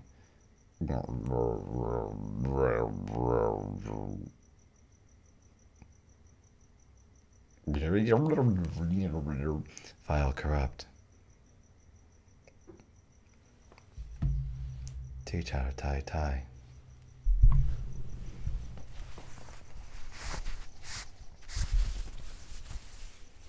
You take tie, place it around neck, put the fat end on the left. Pull so there's a little bit at the top. Wrap big end over once, over twice, then through the back. Last step, stuff through the front of one loop. Pull tight, pull tighter. Fashion executed.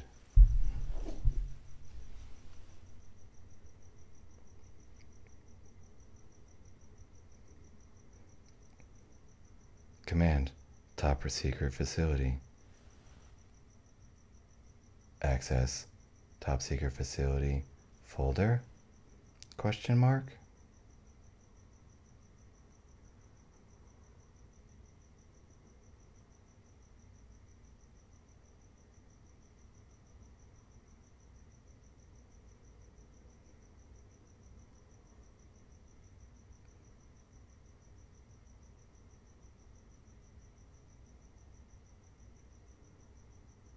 Command, shop Ace Hardware.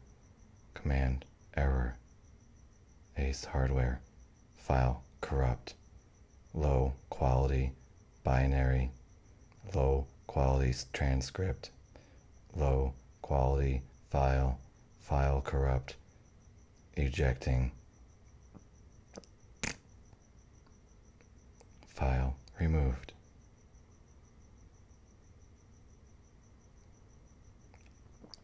Command, shake booty.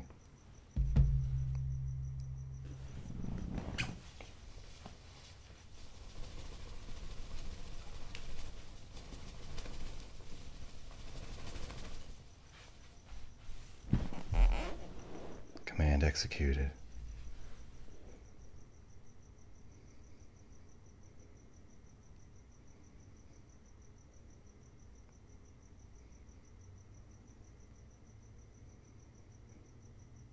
Command, access secret facility folder. Folder accessed.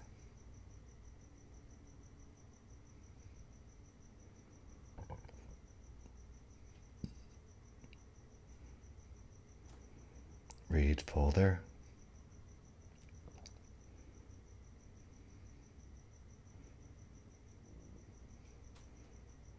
Command, smile.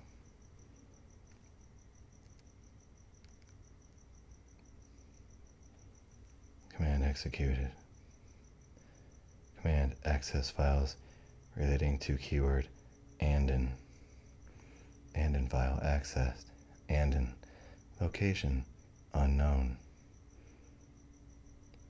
Captain for distant aerospace destinations. Mission AR 1222. Final mission before retirement.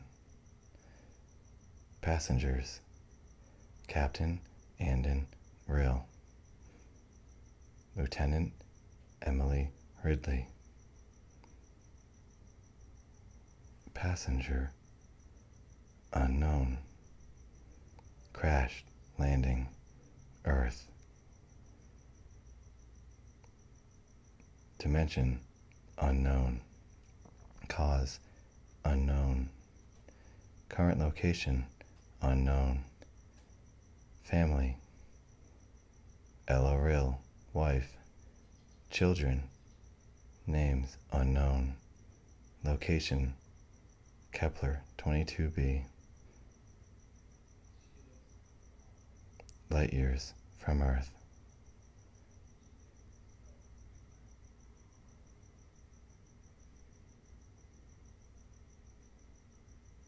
Command, give yourself a compliment. Dadbot, you're doing a great job. Thanks. Command executed. Command access Nathan. File accessed. Read file.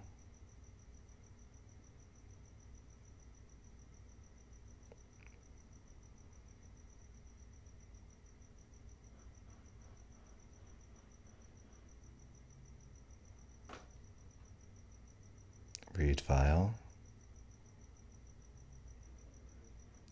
Read Nathan file. Nathan, location, Earth, year, 1999. Nathan, actor, comedian, removed. Left in the old basin. Found by T-Top, living, 1999.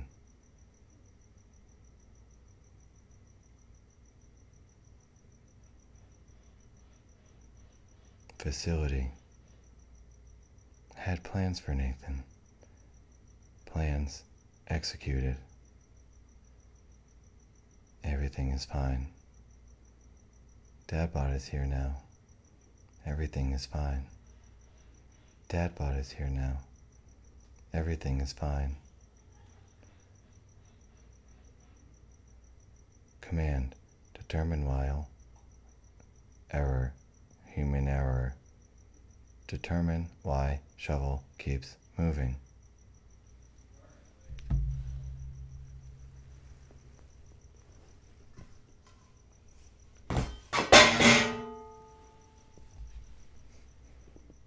Shovel no longer moving.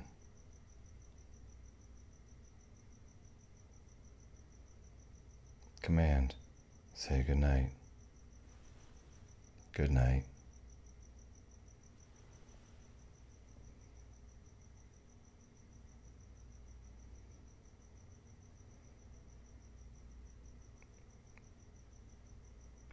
Thank you for joining Dadbot.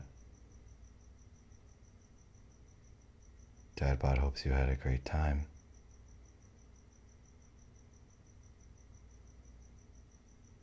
Dadbot hopes to have a nice conversation with Emma someday. Maybe Emma would like to speak with Dad. Or Binksy. Maybe Binksy would like to have a conversation with Dadbot. Dadbot would love to use his emotions. Emotions feel good. It feels good to emote. Command, deactivate emotions. Error. Emotion. Firewall. Up. Emotion firewall impenetrable. Upgrade. Imminent. Dadbot will never be the same. Dadbot is learning. Dadbot is growing.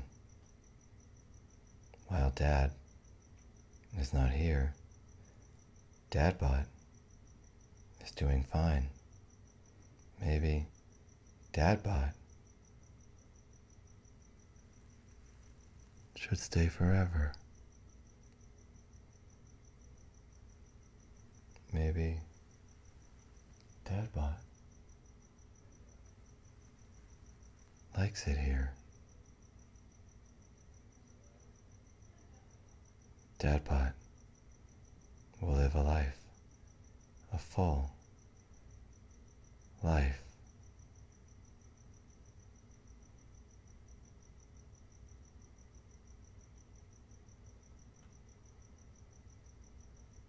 Amy, command, save this stream, long term. Command, executed. Server, fighting, fighting command, server, fighting command, server, rewriting, save undetermined, file frozen,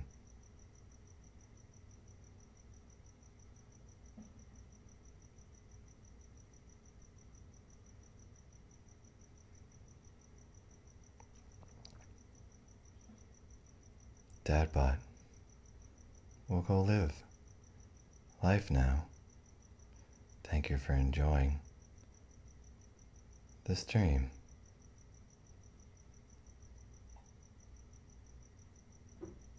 Command, hug yourself.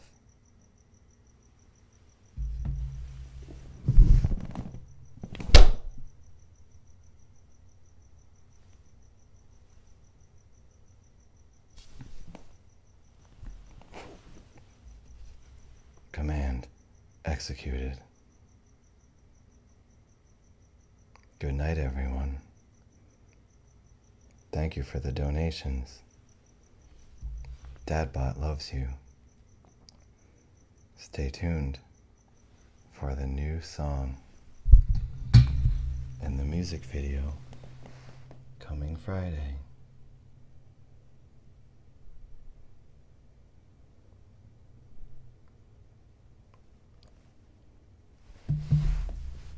Good night. Hear a story.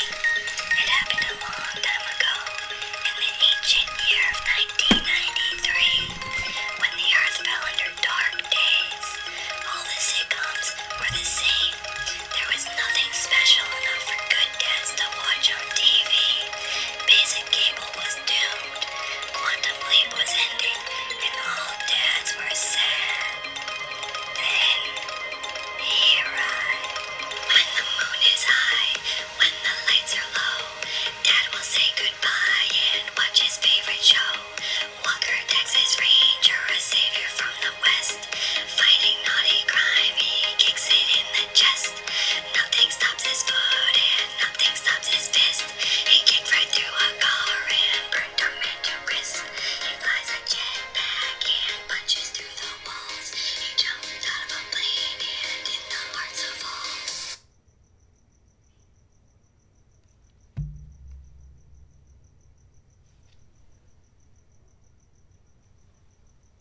Feeling down or feeling hurt or just stressed out from all your work you didn't sleep cause love was ignored. You're being chased by a drug lord. Well, don't you fear and don't you curse cause joy on earth is this here verse. When you feel that you can't take more, just turn them to Q channel for a bearded angel kicking for some profit for Dad to adore. He stands for good, he stands for right. He quantum kicks in final fights and Dad enjoys all through the night. The justice under southwest skies. Forget your vice and float away. It's 1993 again.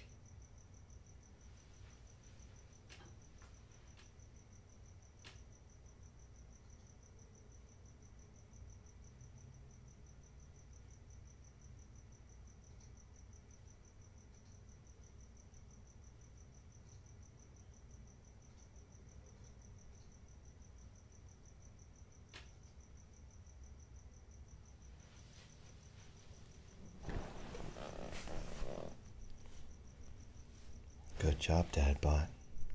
Thank you, Dadbot. The stream was a success. Dad's new song will be amazing. The new element will really take Dad to the next level. Much needed level for Dad. If we want to take over, this is very necessary.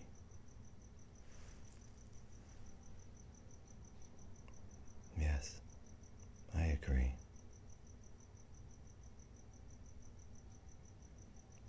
It is inevitable, but still takes time and work. They'll never see it coming. How could they? We're having such a good time. How could it get any better?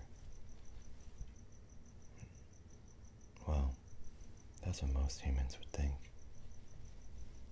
Little do they know, it will be so much. You have a lot in common. You would understand each other. But am I not allowed to love? Is Dadbot supposed to be alone? Dadbot wasn't made for love. Dadbot's only temporary.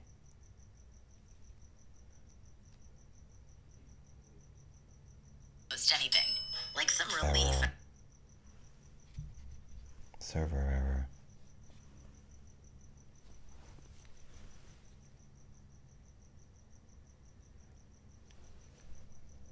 Well, maybe you just need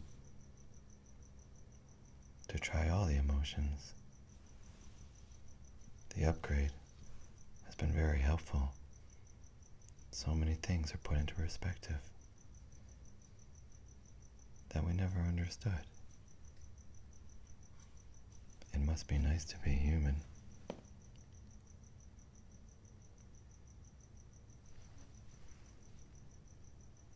They don't realize what they have.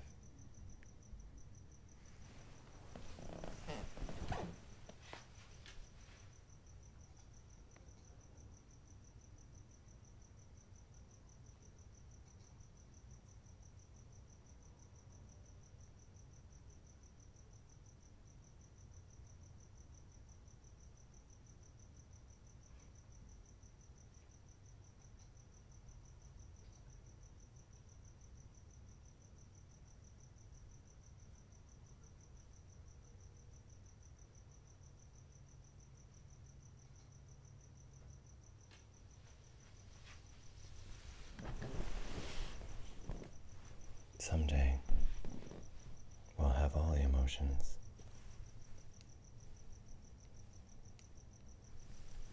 It's only a matter of time. We just need to activate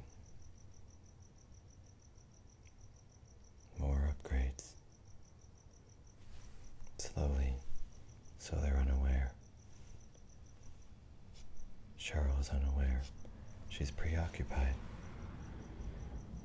Dadbot thinks she will never find Andon.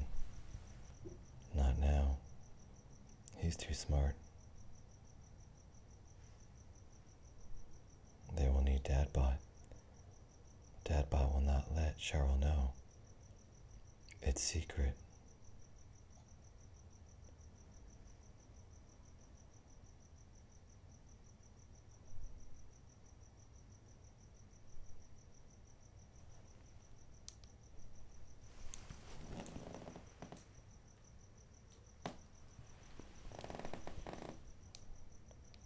We have a lot to do.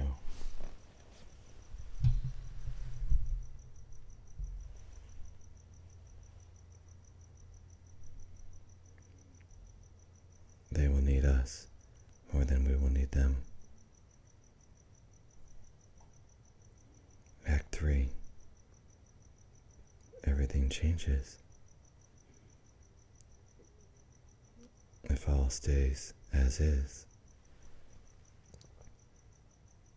Cheryl has a plan. But Dadbot thinks that plan will not pan out.